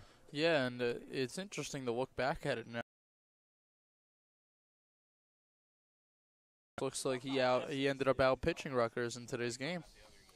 Yeah, it definitely seems that way. Did a marvelous job pitching through 5 2/3. So, yeah. As the hits started building up for him in the end. Gave up 3 hits in this inning and a hit in each of the first 4 innings. So it's when you give up 7 hits and you're not done with the 5th inning, it's likely going to result in some runs. Yeah, and now the Knights have the lead, and they've got to the bullpen of Garrett now. And 67 pitches to finish the day for Rutgers. So not even close to the total that Adam Biss threw in 111. Not even close, but, again, sometimes pitch count can be a little deceiving. Despite the fact that he threw those 67 pitches, he gave up 7 hits. And, just one of those days where you start to unravel towards the end of it. Cole Holst has given up 14 runs, 11 walks, and 22 strikeouts. How he fares up going against Luke Schaefer for his first. Here in the 5th, we remember that they rallied for 4 in the 5th yesterday to come back in that game, so seems to be their inning. First pitch from Holsinger is going to be a strike. Yeah, he's firing the ball in there. Tough pitch to really do anything with, so good job by Schaefer hanging in and laying off of that one. This falls behind 0-1. Runner on first, 2 outs in the inning. Fouled back. Schaefer gets a piece of it. 0-2.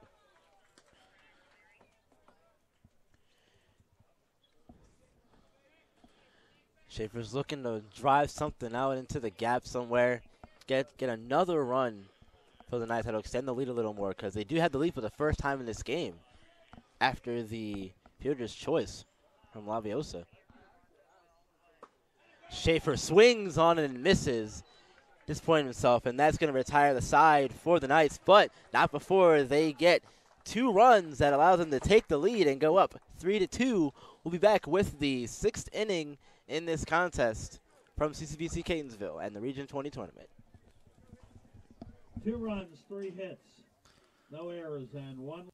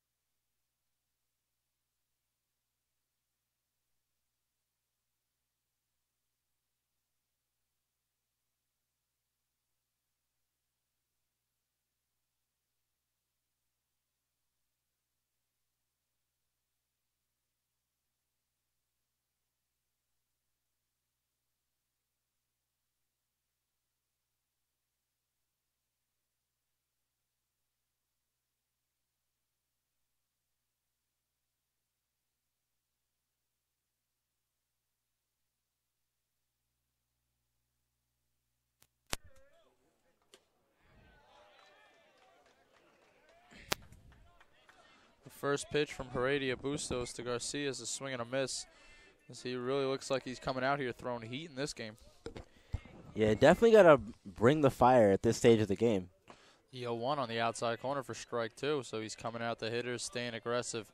And this is what the Knights need now is, like you said, with their first lead of the day, it's important to get even more efficient pitching because, you know, now you got to pitch with the lead and not from behind. So that one is high and in for ball 1. Yeah, now you've got to keep the lead. Now that you have it, you got to keep it and not let go at this point of the game. Especially here, you know, we're in the top of the 6th, just a few innings left. The Knights have rallied for a late lead, and it's important pitching now. Curveball is hit to deep left, but Tracy ranging under it takes a few steps in and catches it for the first out. That was a breaking ball that Heredia Bustos hung a bit, but Number 6, Zarek Garcia maybe got tried to under do a it. little too much with it. Definitely possibility as Simkovic comes to the plate, 1 for 2. He flew out or popped out to the first baseman in his first at-bat, singled in his second, advanced to second on the wild pitch, but he was stranded there. So here comes the first pitch from Heredia Bustos, and it's in there for a strike. I'm liking what we're seeing out of Bustos already. Yeah. Coming out, throwing strikes, not backing down from hitters. I was just going to say the first pitch strikes have been really important for him right now. And here's the second pitch. And that one catches the corner. Another good pitch from Heredia Bustos. And really for any pitch, when you can get ahead on the first pitch of the at-bat, that sets the tone for the rest of the at-bat. You can do whatever you want to from there. It's a nice change-up for the Knights here as the 0-2 is taken high, ball 1-2. It's the second straight batter. He came at 0-2 with that high fastball. Didn't get either of them to chase. So it'll be interesting to see if he switches up his strategy moving forward. Yeah, it's probably a little too high for him to actually think about chasing, in all honesty. The 1-2 is just poked foul. Schaefer into foul grounds, trying to range under it, and he'll get there to make the catch for the second out of the inning. So another pop-up to the first baseman there. Top of the order, second baseman number 2, Alphonse Sudala.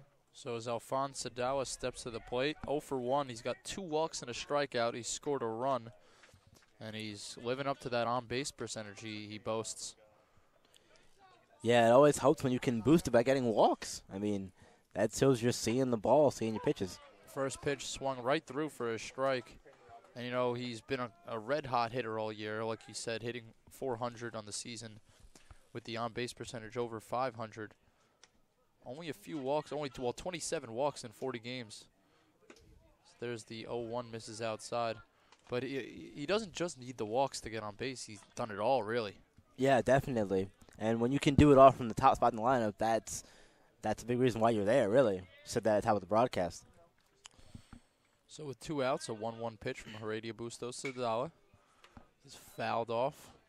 That'll get out of play. No potential play to be made for the Knights. So it's a 1-2 count. Heredia Bustos looking to get a 1-2-3 inning. And the Knights will look for some insurance runs, hopefully, in the bottom of the 6th. Yeah, definitely need to start getting those as we get into late stages of the game. The 1-2 is smoked to shortstop. Takes a nice hop on Ritter, but he stays with it, makes the good throw to first. And that will retire the side. So a great inning for Heredia Bustos. The Knights are fired up. We'll head to the bottom of the 6th. Knights lead the Lakers 3-2.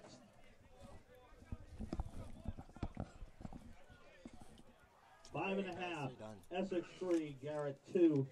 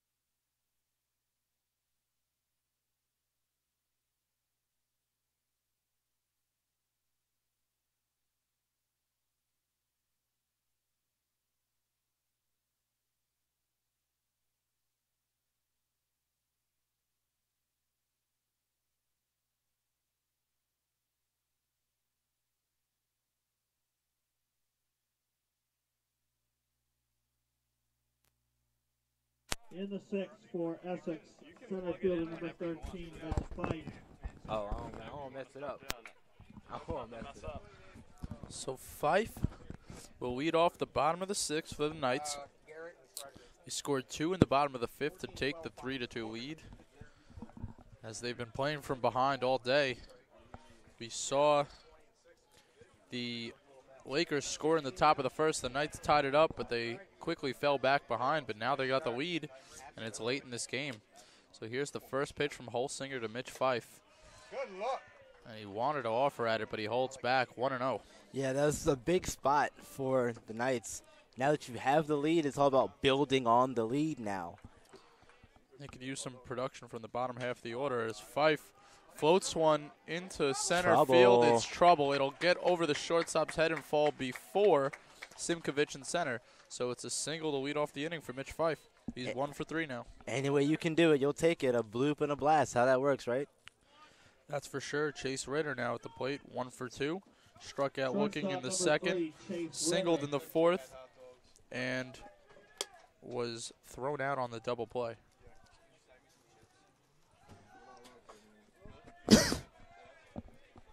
We'll see what Ritter can do now. Again, like I said, this is a really big inning for the Knights. Got to get some offense. Got to go on a run here. First pitch high and in, almost catches Ritter as he backs away from it. It's a 1-0 count now. Runner on first, no outs in the bottom of the 6th. 3-2 game in favor of the Knights. They've out-hit the Lakers 8-3. Both teams have 2 errors. So Holsinger sets on the mound. And another high and in pitch to Ritter. Looks like Holsinger's struggling with his command, and they'll take a meeting at the mound. It's not the majors, so we don't have a limit on these yet. Yeah, and that time, the Ritter had to back out of the way further than last time. So we've just been informed that Sadala has moved to short. And I'm not sure what else has happened. Number 12 is at second. But I don't know who Brady he replaced. Reefer. So we'll try to find out all the information as Ritter takes a 2-1 strike.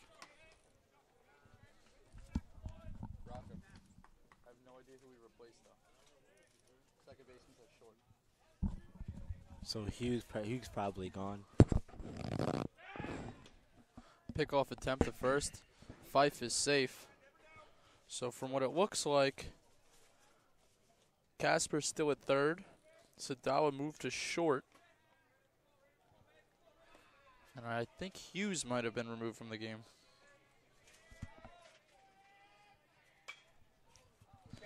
Ritter fouls one back, so the count even at 2 here with no outs.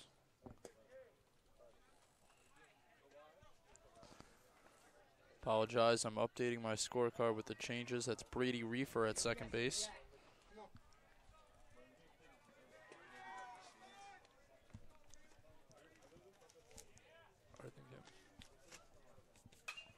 The 2-2 is popped up foul. It'll get out of play, and Ritter stays alive.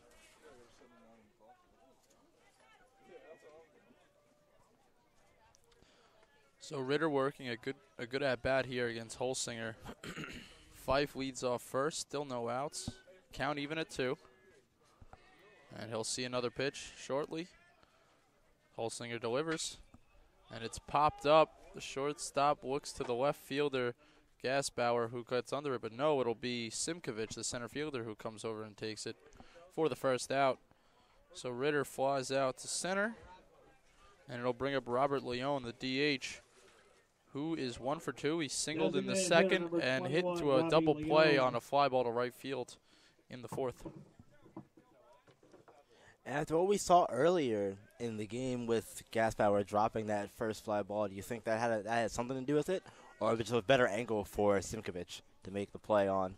Oh, I think it might have just been a miscommunication. They were both coming for the ball, and Simkovich ended up under it.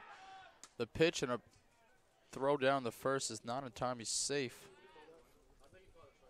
And I'm not sure. Quick throw down over the first. Strike, I believe.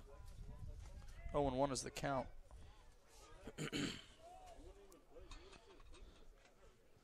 So Holsinger sets, checks the runner, and delivers. The breaking ball misses outside. Ball 1-1.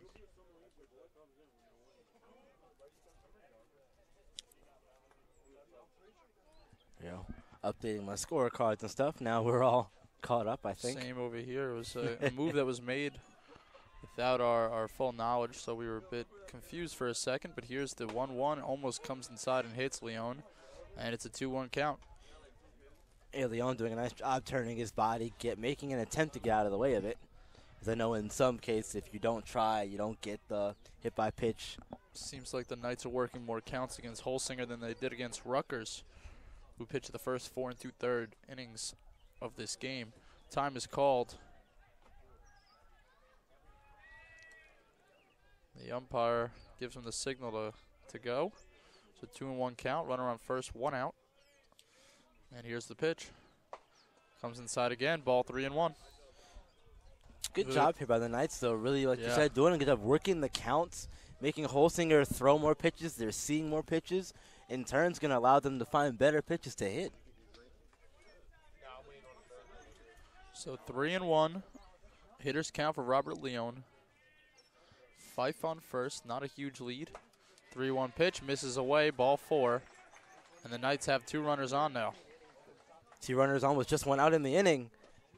Bottom half of the lineup's coming, but you can't overlook these bottom 2 guys in the lineup. Third baseman number 2, Jeff Acevedo. And Jeff Acevedo comes to the plate, 0 for 2. And here's a big chance for him to give the Knights an insurance run. Nolan Watson due up next. He singled his last at bat. And then the top of the order would come up. Holsinger hoping to prevent that. Looking for a double play here from Jeff Acevedo. Might be a little too fast to turn it, but we'll see what happens. Here's the first pitch. It's a called strike on the outside corner, 0-1. Yeah, depending on where the ball's hit and how hard it's hit, you might be able to turn to if you can get it fast enough. But like you said, Acevedo has good speed. Shortstop Sadala coming out to speak with Holsinger for a bit.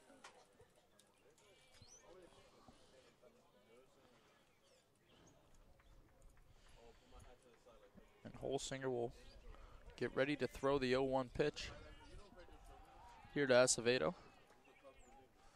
So they're not really holding Leone on at first. And the 0-1 to Acevedo is a called strike, so now it's 0-2. tough call there on the breaking ball. Now Acevedo's got to choke up and hit with 2 strikes. Looked also land more in the dirt than anything else to me, but regardless here. So here's the 0-2 pitch from Holsinger on the outside corner, though just misses. Might have thought that pitch was better than the last. Everything's been away so far in the at-bat. You come inside with one, I think you do. Try and change the angle.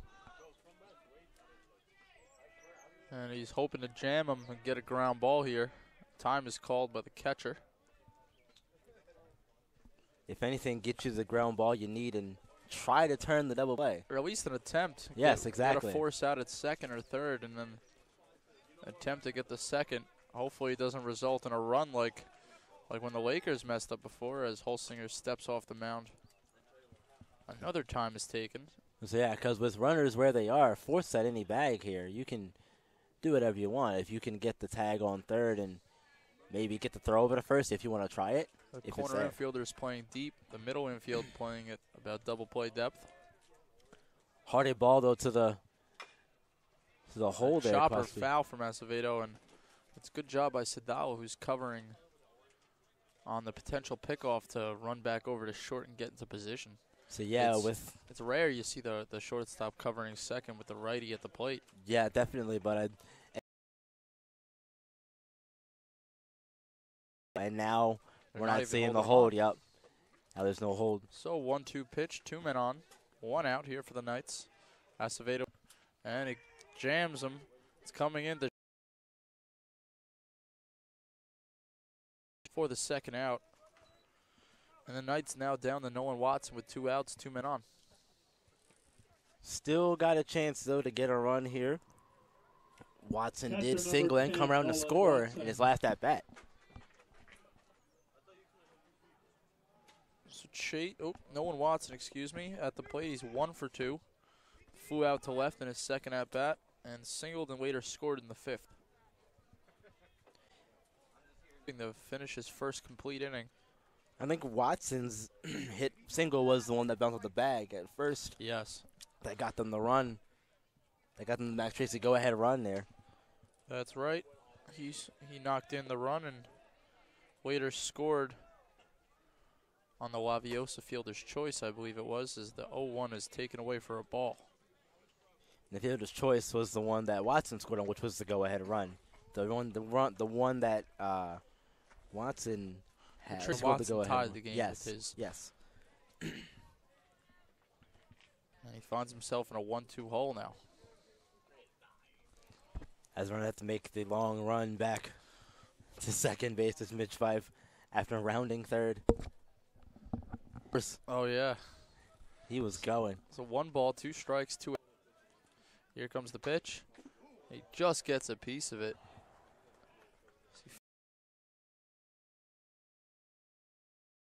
Nice job, though, from Watson. Fouling off some tough pitches in the at-bat, staying alive. Really extending the inning. Hoping to keep things alive. He's got the top of the order due up behind him. But he's hoping he can drive a run in here. The 1-2 pitch is right on the outside corner for strike 3. So Holsinger gets out of and we are going to head to the top of the 7th. 3-2 Knights lead. 6 innings in the books in game 1 today. It is Essex 3 and Garrett 2.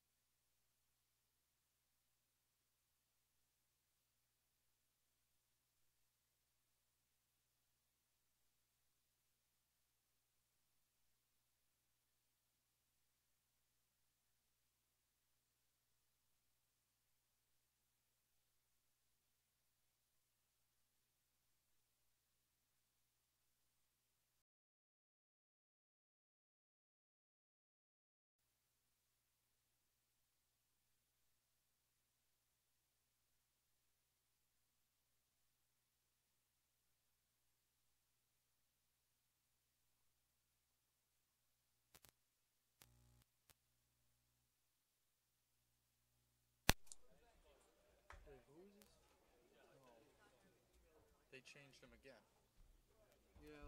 I'm so confused. Rocco, they made another. I don't know what happened. The second baseman didn't come in for the shortstop, I guess, because this is someone completely different. Hey, can we get the changes from For now on? Garrett. We're back batting here at for CCBC number 27, Catonsville. Winston Davis. I'm keeping the book. Number 27, Winston Davis, is up to bat now. So that changes up my scorebook. Yep, changes up mine too. I But thought this was Brady Reefer in for Hughes, but I guess not. Davis takes the first one for a strike.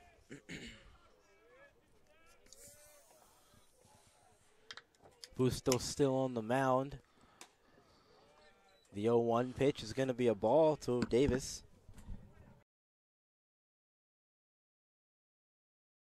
One and one is the count.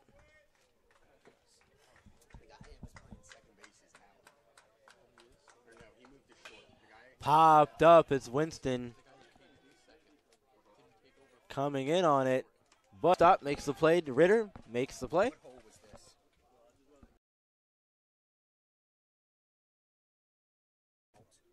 Designated hitter number 21. Designated hitter Cody Hammond coming back up as Davis pops out, flies out to shortstop.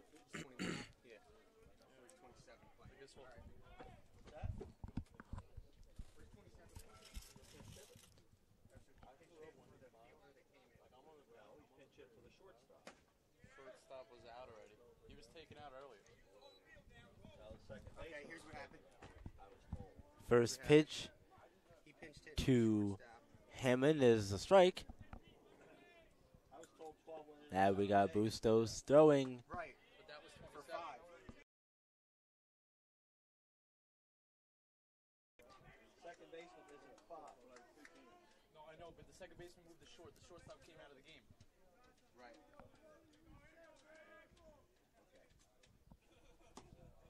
Another curveball from Bustos. This one. So I guess we'll find out where all the changes happened Yeah. whenever the field or if Reefer somehow gets to the plate. But I guess we'll find out. Falling behind Hammond 3-1. He's thrown to 3 straight curveballs and they've all missed the zone. Gonna get a time called here. Bustos taking a minute to compose himself as he's falling behind Hammond here.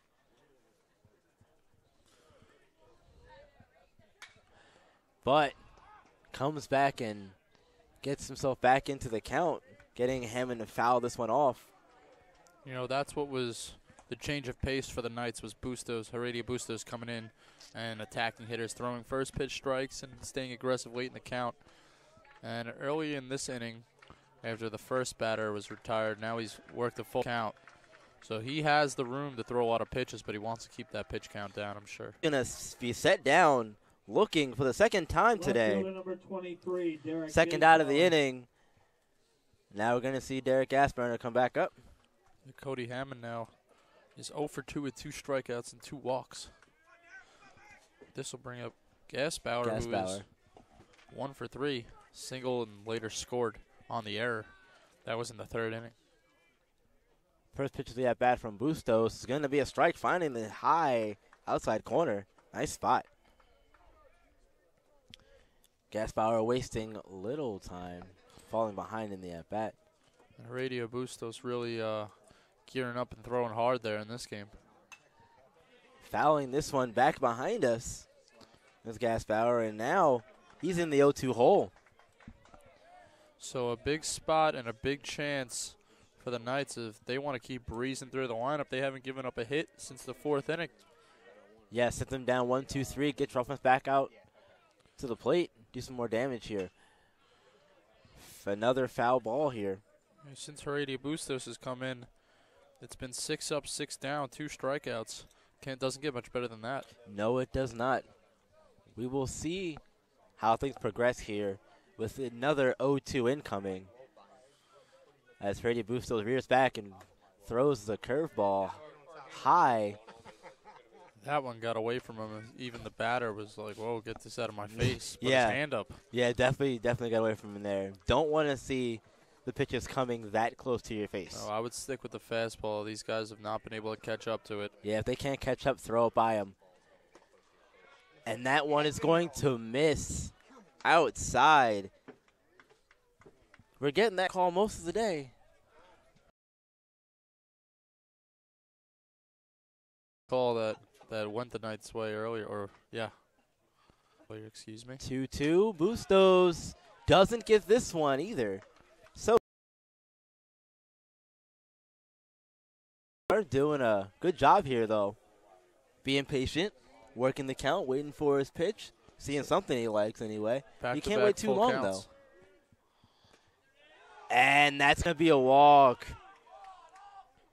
Probably a little earlier in the bat than they would have liked to. It's a few close pitches with 2 strikes. And time is called. So we're now going to third base umpire coming across to the right side of the infield here to see what's going on, but he's in position now. And a big spot for Brian Casper at third base, who is 0 for 2. Yeah, Casper now has an opportunity to make something happen here, keep the inning alive, as Lakers have been pretty quiet here to start. First pitch is going to be a strike from Bustos.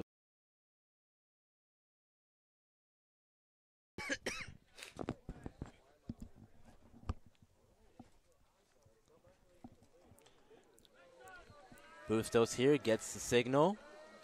There's the 0-1, right back to an 0-2 count. Bustos doing exceptional work here on the mound. And when he throws strikes, he gets outs. No hits against. Attack the strike zone. Runner on first. 2 outs. Casper. This one gets out into right field, but Laviosa's there. Bottom of the 7th. It's stretch time, folks. Get up and take a stretch. We'll be back. Knights out in front, 3-2.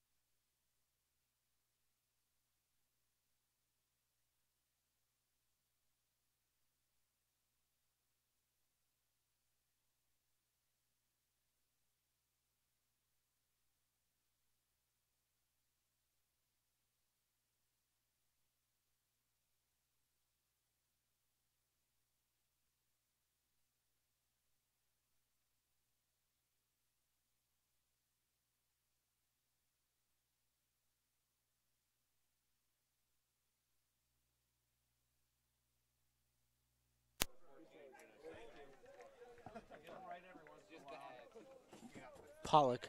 Doug Pollock. Top of the order, left fielder number 8, Max Tracy. We are back here at CCBC Catonsville. Top of the lineup here for the Knights. Another defensive change here for the Lakers. We're going to see Doug Pollock. Yep, Doug Pollock playing second base. As that pitch to Tracy is going to be a strike. I believe that's the 4th change they've made to the second baseman so far into this game. It was Sadala going to short, replacing Hughes. Then it was Reefer playing second, and then it was a pinch hit for Winston Davis, and now it's, like you said, Pollock at second base. 2-1 count as that last one to Tracy missed. Hit into center field. Diving play. It's going to get by Sinkovich out there in center.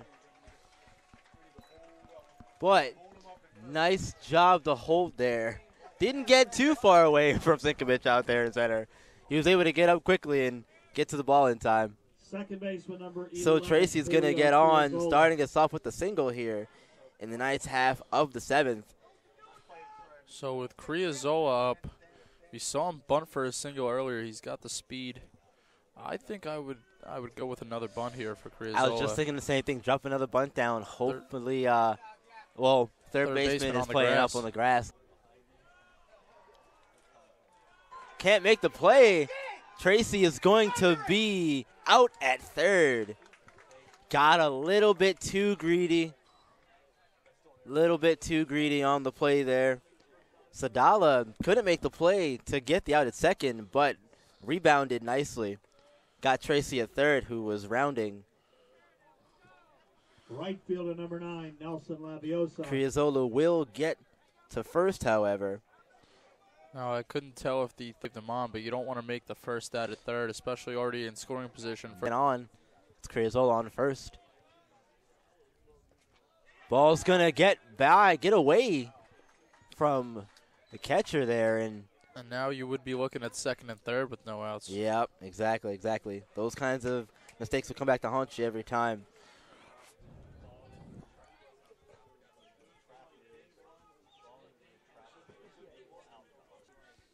Laviosa's got an RBI already, and he's definitely looking for another one.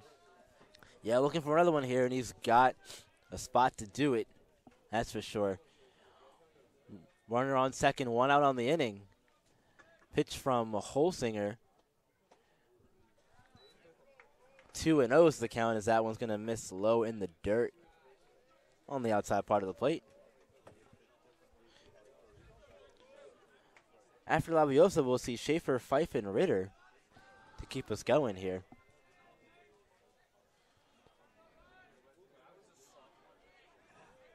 .2-0 pitch. Gonna find the zone here. Dropping the curveball in there is Holsinger. That's a good pitch from Holsinger there to get one in against Laviosa. You don't want to just feed him a 2-0 fastball and watch him, rip on it. Yeah, don't want to give him anything good to groove here, especially not in this situation. Throw back over, but it's gonna get by Sadala. And Criazola's going to get to third base now. I don't know why you're throwing down to second in that situation. Let him stay there. That's way too aggressive. There's no reason to make that throw down there, but they did, and they paid for it. Criazola out the infield will have to come play on the grass with a guy who hits beaming pretty good. Yeah, he gets a shot at something. It's going to go flying somewhere. I would be a little afraid if I were Casper at third right now. Definitely. Oh, popped man. it foul back on the back as it bounces back into the field of play. He hung that one. And Laviosa just missed it. So we'll have a payoff pitch coming up here. 3-2, 1 out.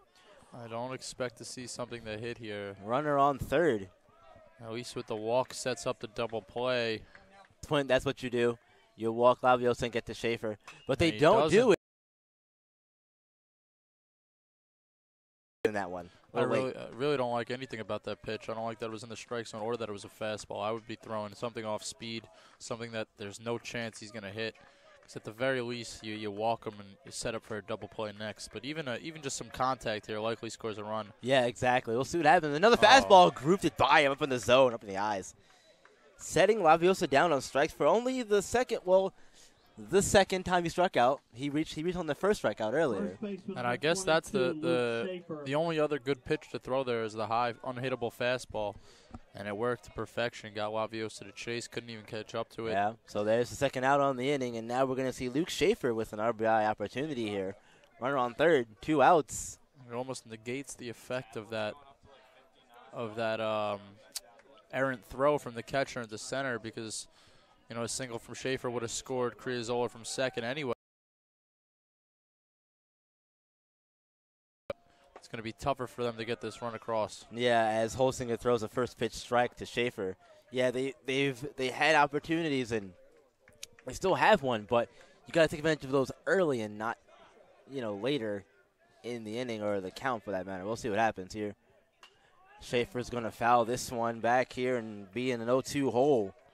And Schaefer's over 3, and he's ended the inning twice already. He ended the third with a ground out to third, and he ended the fifth with a strikeout. So he's hoping the little slump he's in today and in these last 2 at And the hardest person is you and yourself, obviously. So you got to think he's thinking about that too. We'll see what happens here. Pitch from Holsinger incoming. So good waist pitch there. Maybe not where he wanted it, but a waist pitch nonetheless.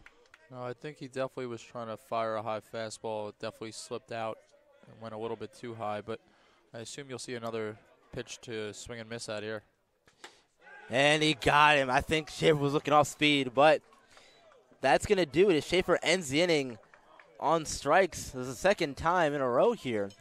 We'll head to the top of the eighth. Knights out in front, 3-2. Essex 3, Garrett 2. Again,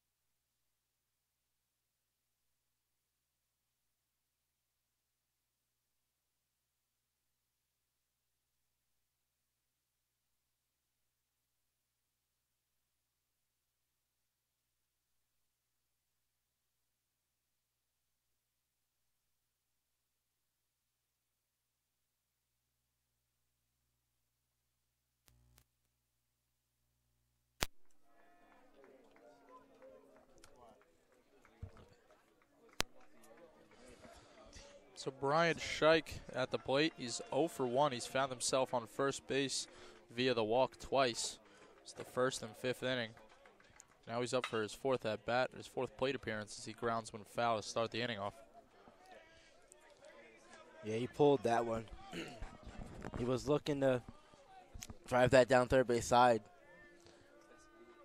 A little early on it, pulled it just foul. So the first baseman came into this one hitting well over 300. But somehow misses off the plate, and it's going to be a 1-1 count. That was a great pitch. That ball just fell. Man, that's a tough one to lay off of. Great job. So Heredia Bustos with the 1-1 pitch, and he misses low and away in the dirt. So he falls behind Scheich 2-1. He's going to ask for a new baseball. Probably a good idea. And he'll look to come right back at these hitters. He stayed aggressive, hasn't let himself fall too behind very often in his appearance today. So, yeah, he's done a really good job, though. Of So we'll see if he comes right back at him here, 2-1, and he does, and he lines it right up the middle. A base hit for Scheich into center. Fife comes over to cut it off, and he'll fire it into the cutoff man. And it's a single for Brian Scheich. He's now 1 for 2. He's reached base 3 times. and that's how you know you're on it. Take a pitch right back up the middle. Zach Uhazy. So Uhazy, another strikeout victim of Heredia Bustos that came in the fifth. He also struck out looking in the first, walked in the fourth, and was caught stealing anyway.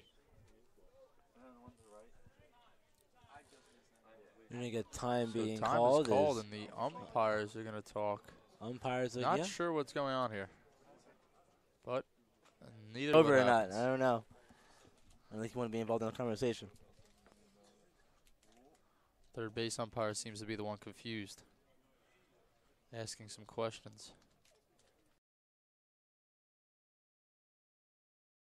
Won't even find out what this is about, and I'm sure that they're just planning lunch or dinner. It's a little early for that, man. We got a good game on our hands.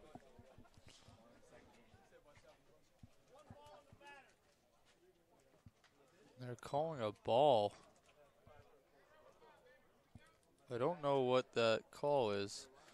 I'm assuming there needs to be an explanation. Of some sort, you would think, just so we all know why there's a ball on the batter.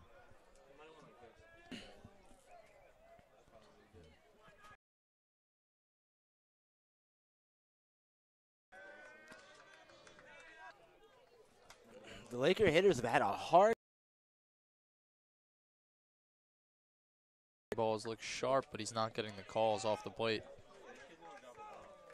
Crowd's really getting heightened and hyped up here. A good breaking ball right off the end of his bat, foul.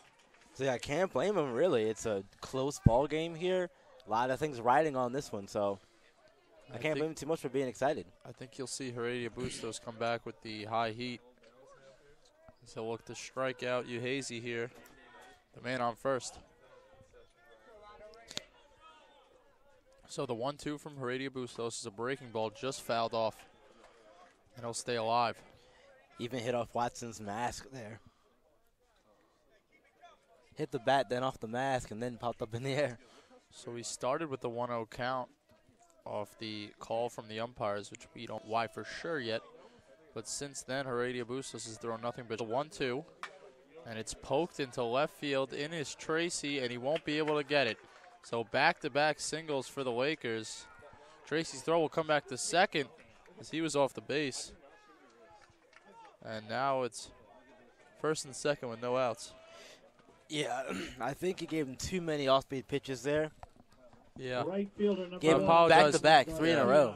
Got distracted for a second. A bee flew in my face. I had to swat it away, but I'm back, and let's see what's going on. I appreciate that, man. Appreciate you coming back and then know 17 what's is going on. coming.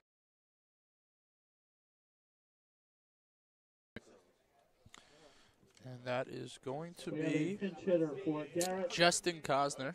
batting for Cameron Garcia. He's 3 Number for 22 on the 17, season with Justin Cosner. 3 singles. So hasn't had much experience at the plate. He's also drawn 2 walks, been hit by a pitch, struck out 6 times. He's hitting 136. 136. So they're replacing the 143 hitter with the 136 I'm assuming, batting average. assuming he'll come in the right field.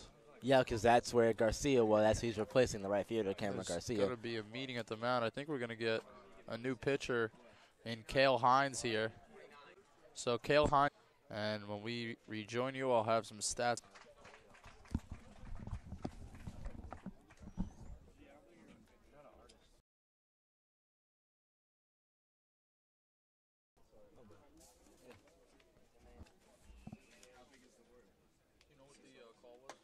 Pitching.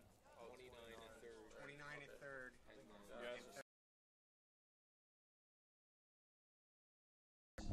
To pitcher number 3, Chip.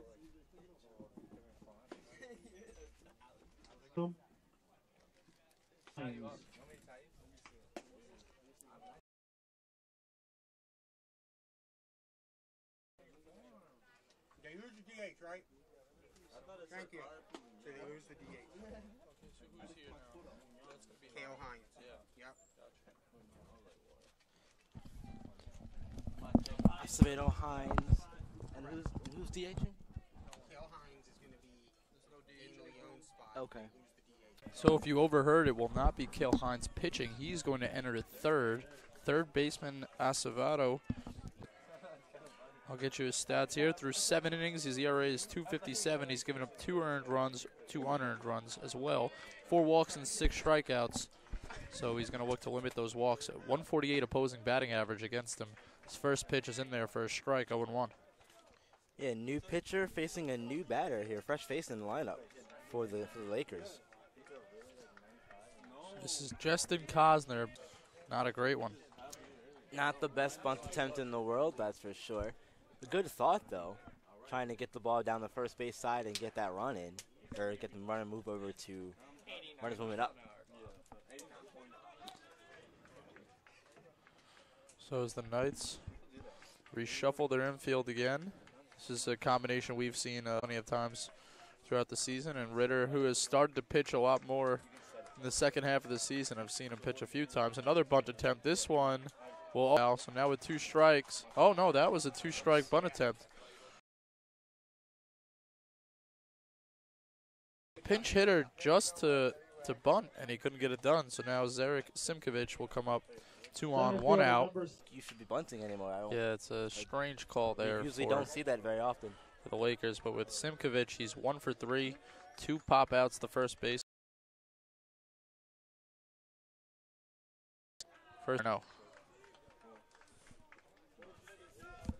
Interesting to see how Ritter handles the lineup of the Lakers here. In the field all day playing shortstop. Now Yeah, and he's I've in seen him pitching, make. so I've seen him make that warming up, and he's been successful with it so far this. let's hope he can maintain that level of success here, especially in a close ball game like this one. So both runners even the count of 1 for Ritter.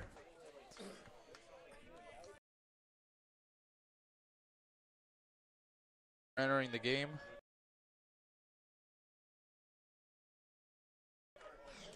So Ritter peers in for the sign. He'll get it from Wild. And the Looked to me like Zinkovic stepped out before time was even called. He just sort of backed out. second time he's called time in this at bat.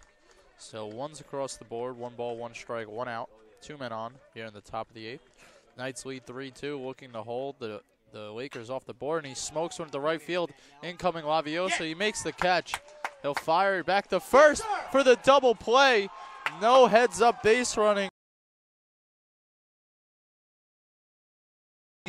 So the Knights up play to fire to first to get the out. Knights still lead 3-2.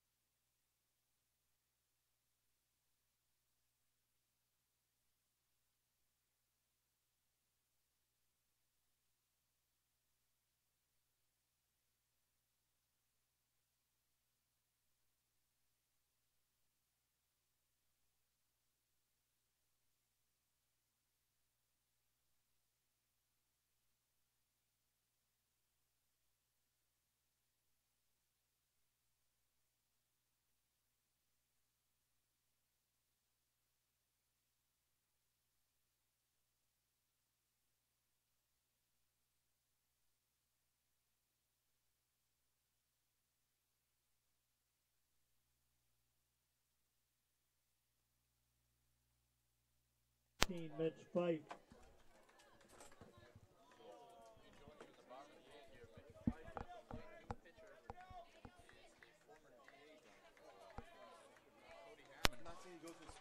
And I'll get you his stats in a second as Mitch Fife awaits the first pitch here.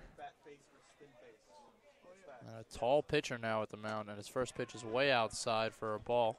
Yeah, Cody Hammond was playing DH. He was now, the DH. Now playing pitcher. Got a 4.80 ERA in 10 appearances. 15 innings. So he's been mostly. That's in there for a strike, 1-1. Good spot there.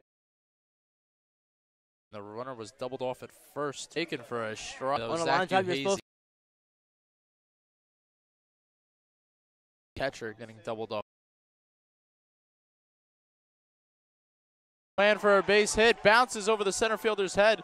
He controls it. Fife going to come to second. Fife reaches second base.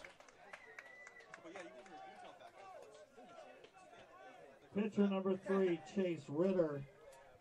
Very nice up the middle. And that's a big lead by 1 as Their next time in the field is going to be the top of the ninth. They'll have a chance to close this game out and head.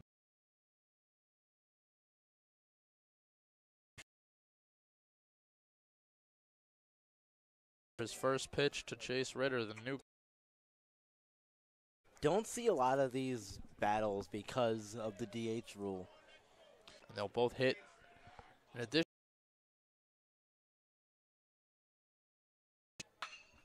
smoked foul down the left field line. 1-1. Ritter now with a big opportunity to give himself an extra run, literally, as he's going to be on the mound to close out the game.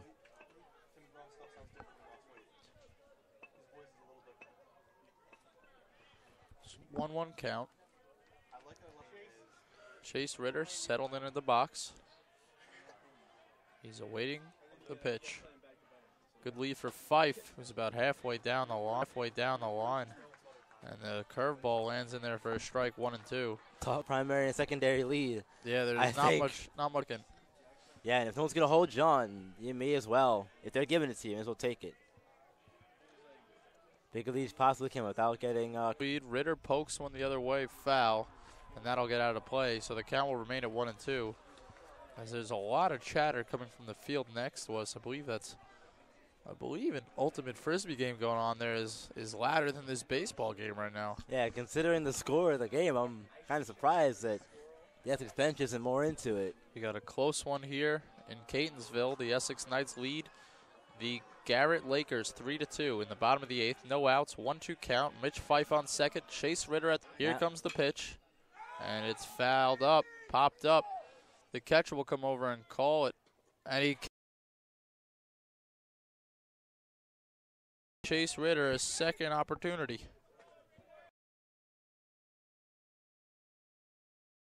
Easy there behind the backstop. The fielding error. And those are always tough plays for the catcher because he has to run over to make the play. So he has less of a time to react to the ball in the air than most players do. He didn't know that ball was in play. He has still the count. Hammond still on the bag, trying his best to get out of the way. And more base hit right in front of you. You've got to realize that it's there. And also right in front of you. You shouldn't be going anywhere. So Ritter reaches on the fielder's choice. An unfortunate play. To the plate. And his first at bat of the day. Yep, Hines coming up in a big spot here. We've seen him come up big with the bat and now at the plate, playing third base. He'll look for his first pitch of the day. And the bunt attempt pops out of his glove. He pulled back, so it's a ball. And that'll be Chase Ritter at second now. So the Knights get someone back in the scoring position on the pass ball. Yeah, now let's see if this time they can make it hurt, especially with the fielding miscues that Garrett has had. They're just piling up now. Game, yeah. You know, Garrett jumped out to an early 1-0 lead and then took a 2-0 lead in the third inning, and since then it's been all Knights. It seems to be the trend here with this Knights team. They love to come back late and make it interesting. So 1-0, here's the pitch, and Hines. That one stings. Yeah, those always do hurt a lot more. Anything else? Jeff Acevedo due up next. He's 0.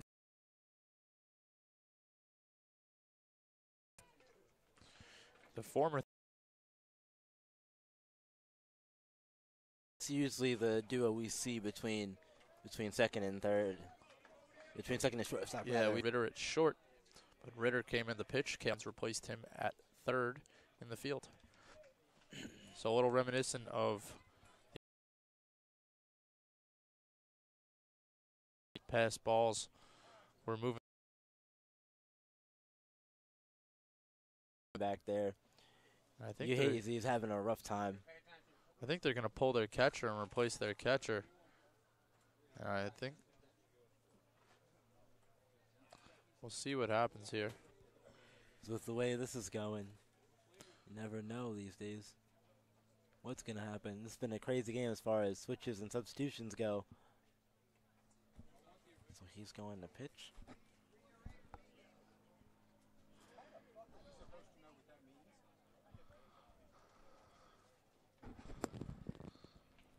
So the new catcher. He might have been pointing at him, saying he's going to pitch. Catcher's going to pitch, maybe. I don't know.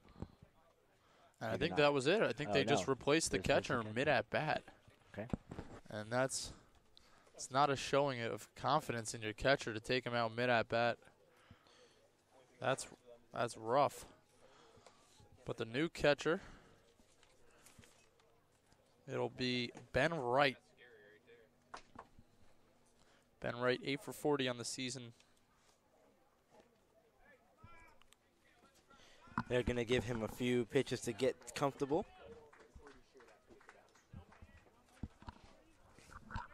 So catcher might be coming out as a result. The coach noticed something and pulled him. But it'll be Wright, the new catcher. And 2-1 count resumes. He fouls one off. The third baseman playing on the grass. So they're ready to come home and try to get Ritter at the plate. Get the ball hit hard. They can't make a play on it.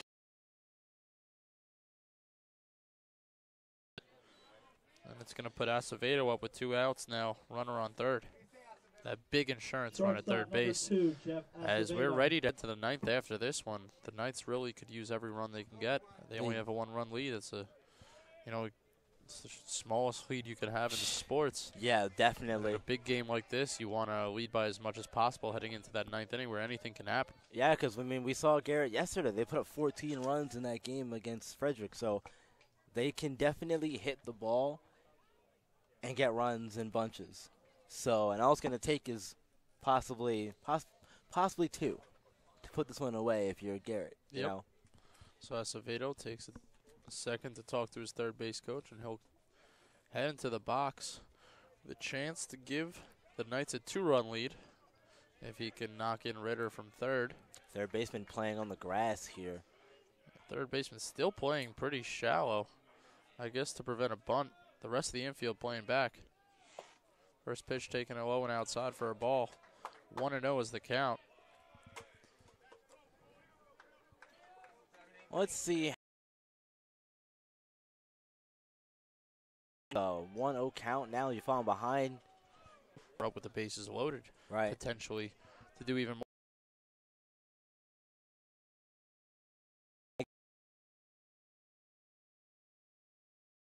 1-1, and he misses outside. 2-1. My sweatshirt off. Yeah, I had mine on before we started, and I was like, you know what? Take this off just in case. Good thing I did. Little bits of clouds.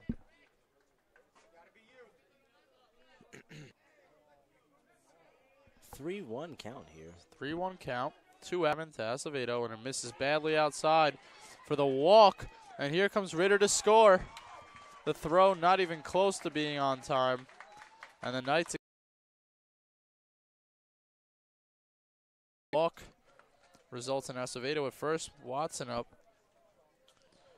So Ritter's. That's one of the easier RBIs to get. You get a walk. So now Watson up. The Knights got that 1 insurance run in, but they're not done yet. They do up next, but there's going to be time called, and they're going to make another pitching change.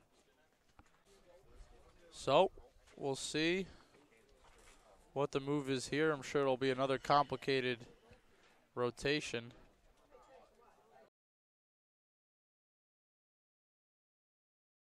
So Hammond appears to be removed from the game. Or he's getting motion to the left fielder, Gaspar over there.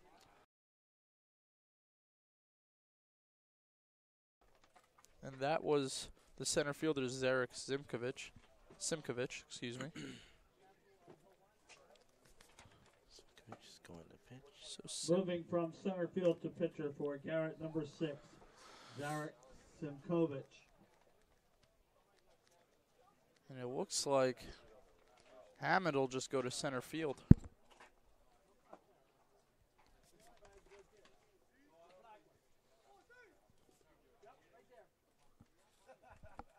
Easy enough switch, I'd say. So we'll be right back when this game gets started up again. I'll have some stats on Simkovic mound. And there's 2 outs here in the bottom of the 8th, 4-2 lead for the Knights.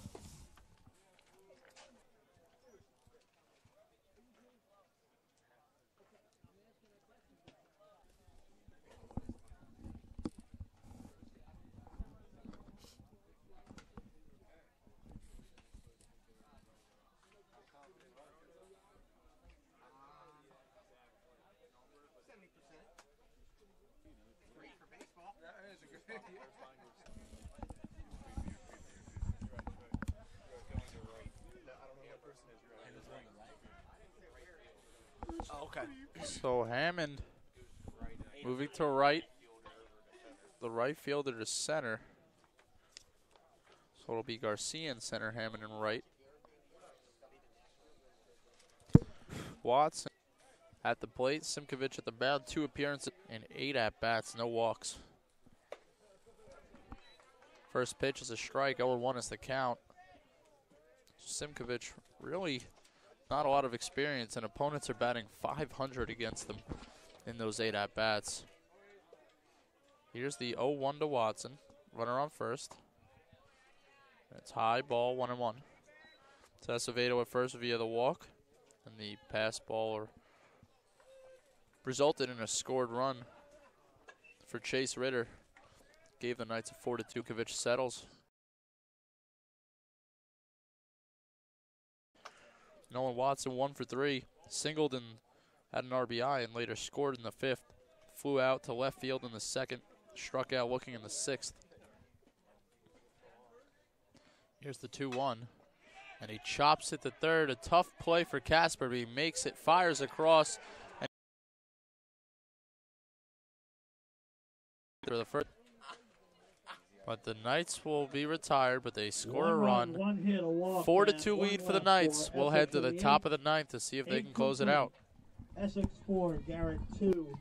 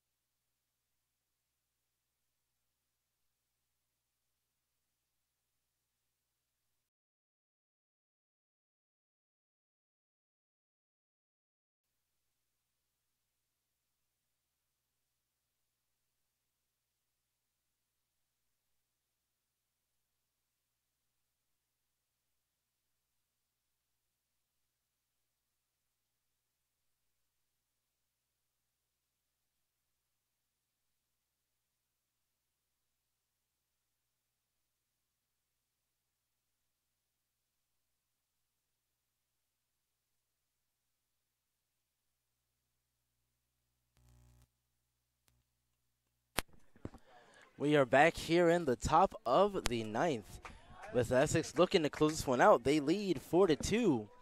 Getting us started for the Lakers, Alphonse Sadala. So far, he is 0 for 1 on the day.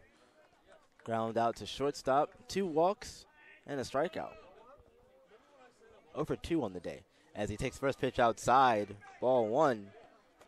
And I expect the Lakers to be real patient at the plate here, especially to try to get at least the first man on. Yeah, because you're down 2. You want to, 1 run is great, but you got to get 2 to at least tie it up, as that one's going to be a strike from Ritter. 1-1's the count.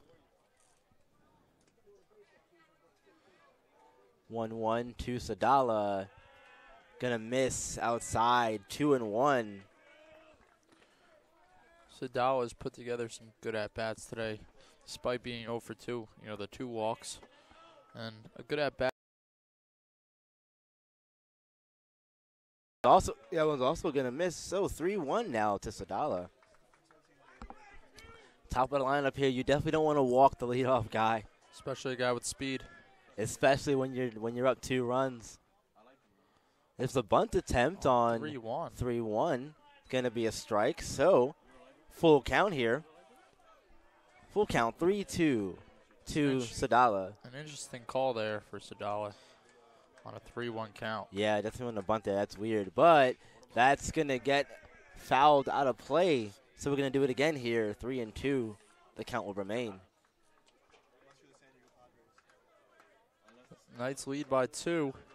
Top of the 9th, the last chance for the Lakers. Yep, this is Garrett, going to be a very exciting finish here. after upsetting Frederick yesterday. 3-2.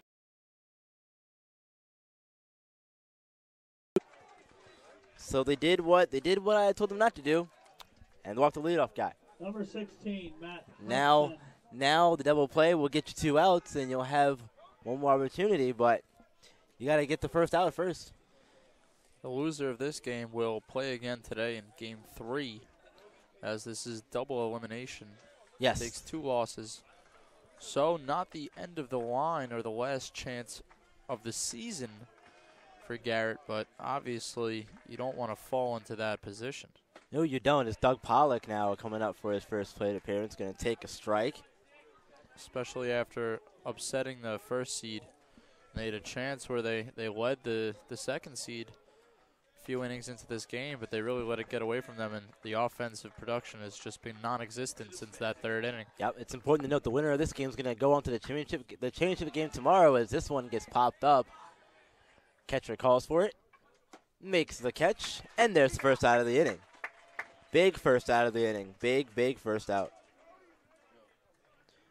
Now Cody Hammond, the now center fielder, is going to, or right fielder is going to come in now. Cody Hammond. Bunch of switches there. By the way, that was a pinch hitter there. The 5th substitution they've made to that 2-hole. So a 5th substitution. On the low outside corner of the plate. We're hearing the Garrett bench getting a little rowdy over there. Getting the claps going. I like it. Oh, inside. Going to miss. 1-1's the count.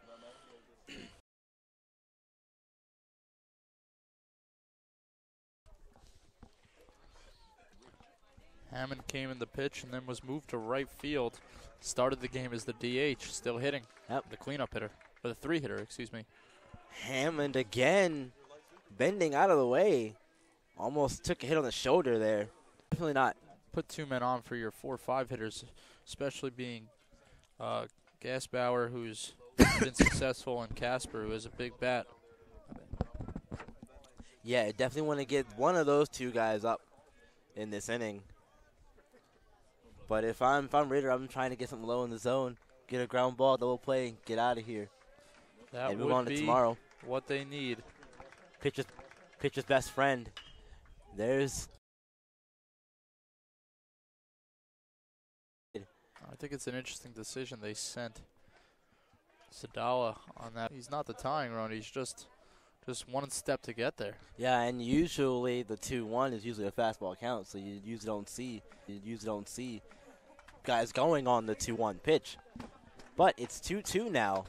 One runner on. They're afraid of that double play. And that's going to miss high. Watson climbs the ladder to grab it. Ritter.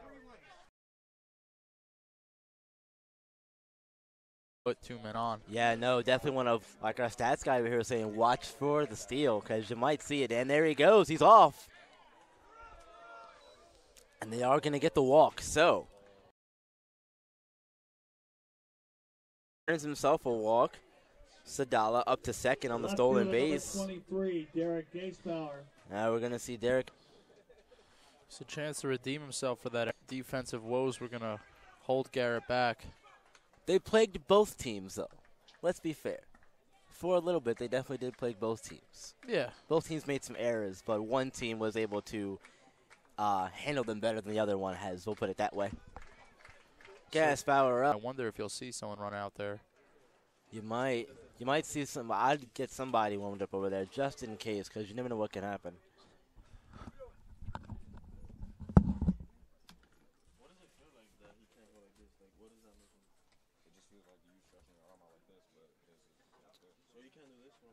This is going to be an interesting finish to this game. Line score through 8. We saw Garrett and Essex both get runs in the first inning. Garrett got a run in the third. There was nothing going on until the 5th, where Essex scored 2 to take the lead. Then they got one more in the 8th. So now it's 4-2 game.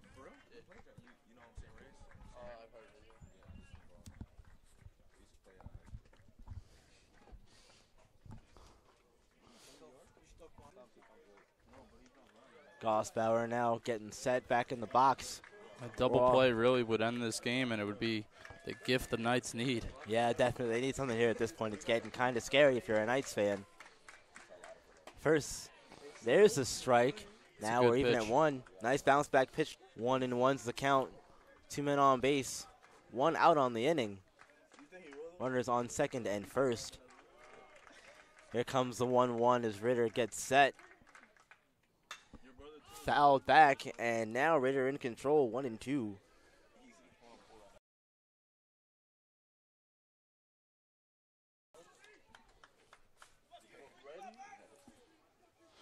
Big pitch here from Ritter incoming.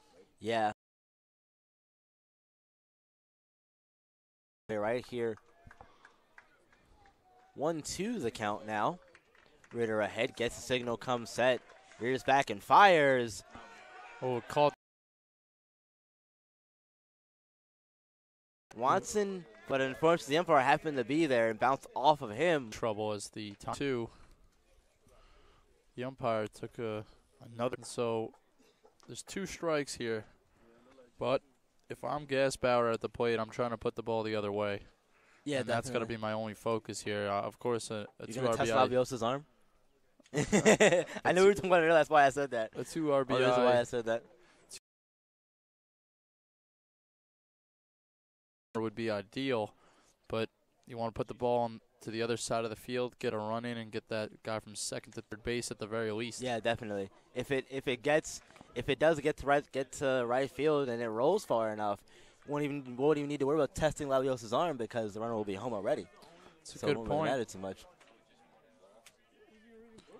Hitter might not want to particularly throw him a pitch to hit here, especially locking the run for it. He makes the catch. That's the sacrifice fly.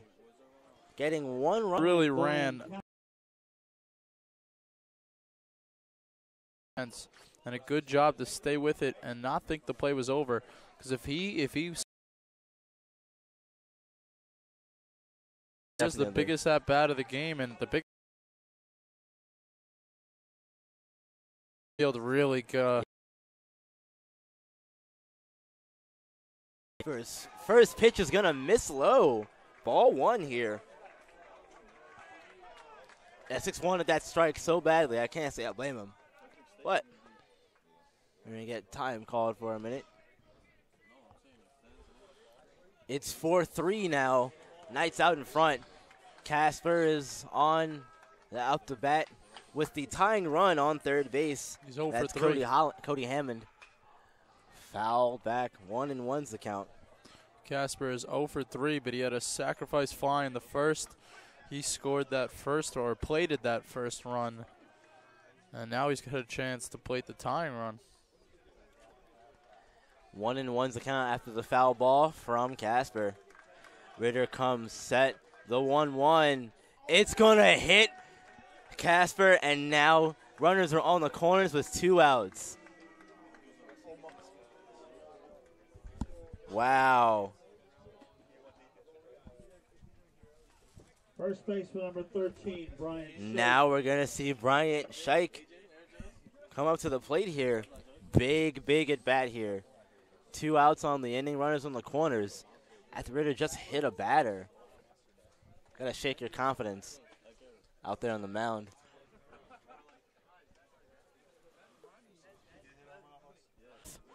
He struck out in the third, and he's walked twice.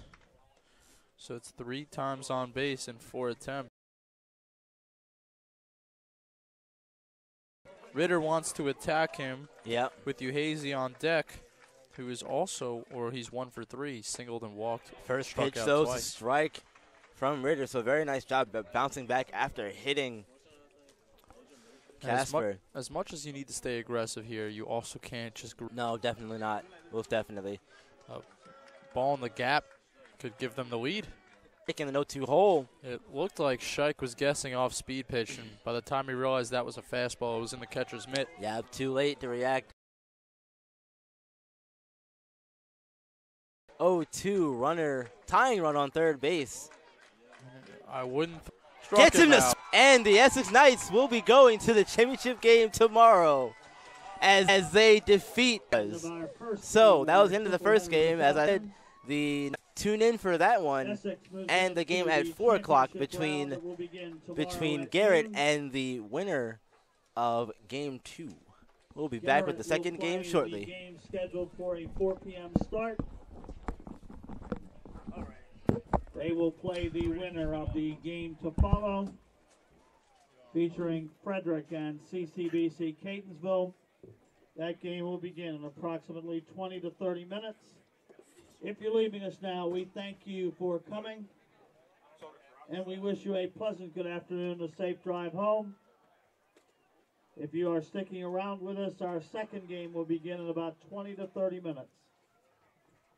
So you guys are coming back on in like 20 minutes? Yeah. Okay, so I can play music through then? Yeah, we were on pause. I'm all good through then? No. Leave it. Leave it off for a while. Wait, why? Okay. Because we're about to do an interview. Oh, yeah, true. I'm not doing an interview. I got a piss.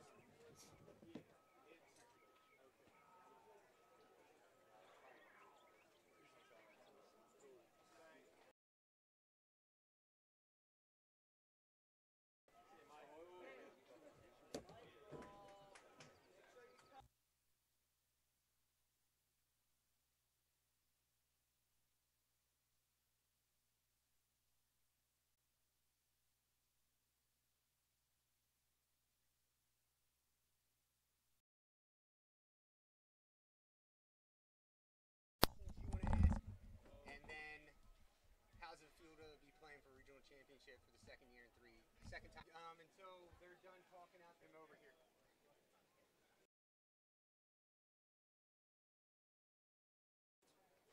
Oh, well, you have the that's why I don't know.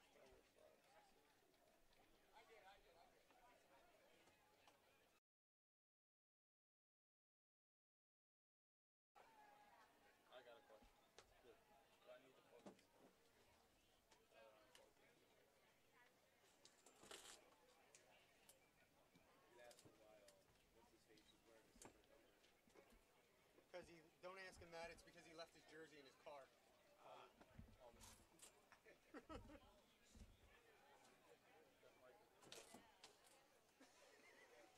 Said that right to the mic. Rocco just said that right to the mic. He's like, don't tell him that he left his jersey in the car. You could ask him a question about it because he came in the picture and he said it. I know what I'm going to say. You know what he's talking about. Just don't say I'm pulling this mic now. We stay live the whole time. Nah. Yeah, we're not. But we have to do an interview. Yeah, we're doing the interview and then we'll turn it off. Okay.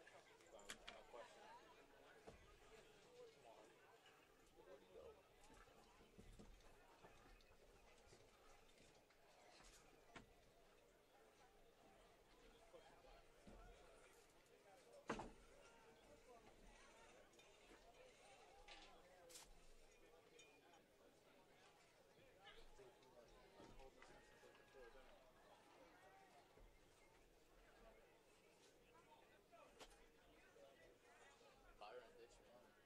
I told him I had to pee. He ran out and pee. Oh, there he is. Yo, Byron, you want to interview the coach for me? So I'll do it next game. I just got to run to the bathroom real bad. Yeah.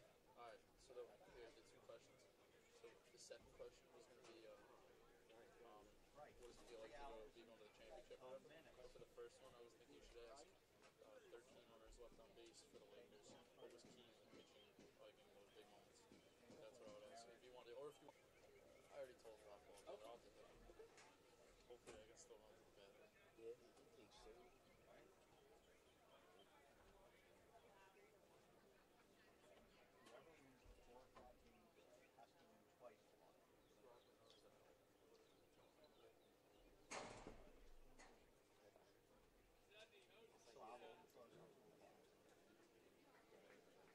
You're so sick right now. I originated 2 chicken biscuits and a hot dog. I'm never eating it again. I don't know why you asked for the hot dog. You already had 2 chicken.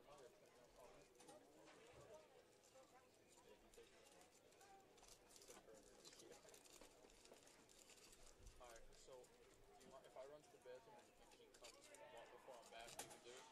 I'll do it. I mean, if you don't want to, I'll stay. Do you not want to? Sounds good. I don't really mind doing it. I'll stay. Okay. Yeah. I don't really mind doing it. Like, I'll do it. I don't mind. Okay. Rocco. Is he coming over like soon?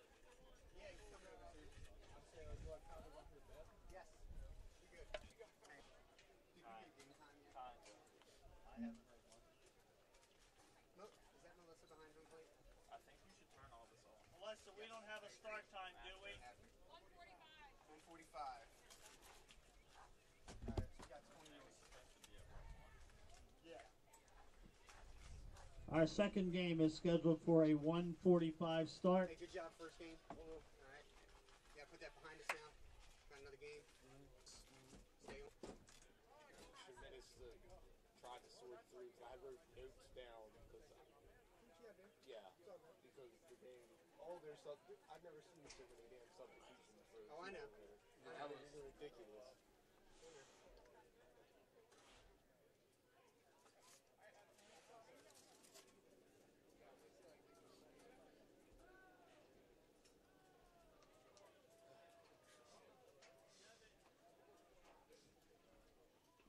They gouged him? I hope not.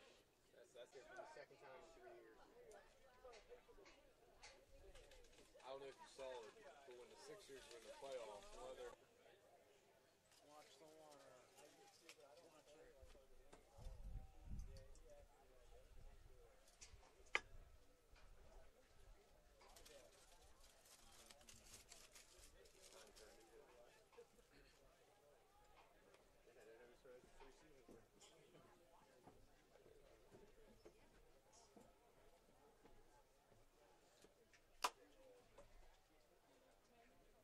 Which one is the one that can hear? This one? Is it this one? Yeah. Here, switch this.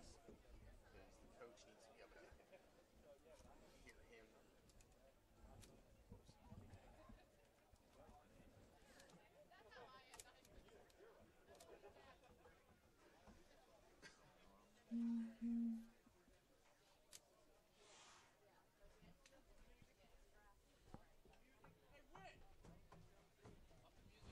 I can't. I heard you. I can't. Can't. We're getting ready to do an interview. What's that? Explaining that situation to him is not worth it. It would take far too long. No, it's not. So look, when you do the interview, don't even bother putting the headset on. Just use it as a mic because we plug his in so he can hear. Gotcha. We got people waiting. If you hand me that, Byron, if you hand me that. We can close it. You want this? We need to close it. Oregon 1:45 with the start of Frederick. 1:45? 1:45. So was that delayed? The game? 20 minutes. Yeah, 20 minutes. Original time was 1, but it's 1. This game ended at 1:15, so we have to give him at least 20 minutes. Oh, no, yeah, so I'm saying that Yeah. we're that. Hour game. We're behind. You want this one? Yeah, he's got to have that one. Oh, okay.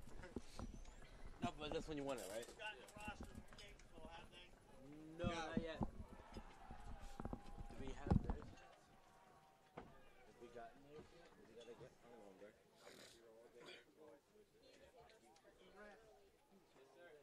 Be watching.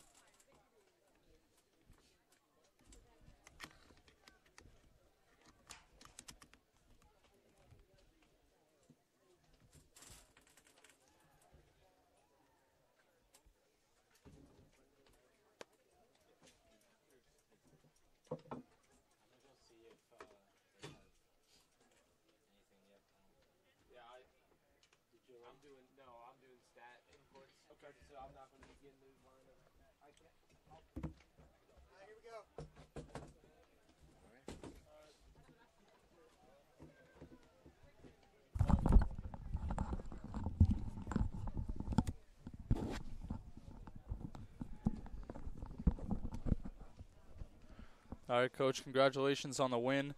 The Lakers left 13 runners on base. What was the key in those pitching moments for your staff? Throwing strikes. I think the toughness of our pitching staff, it's been like that all year, and resilient.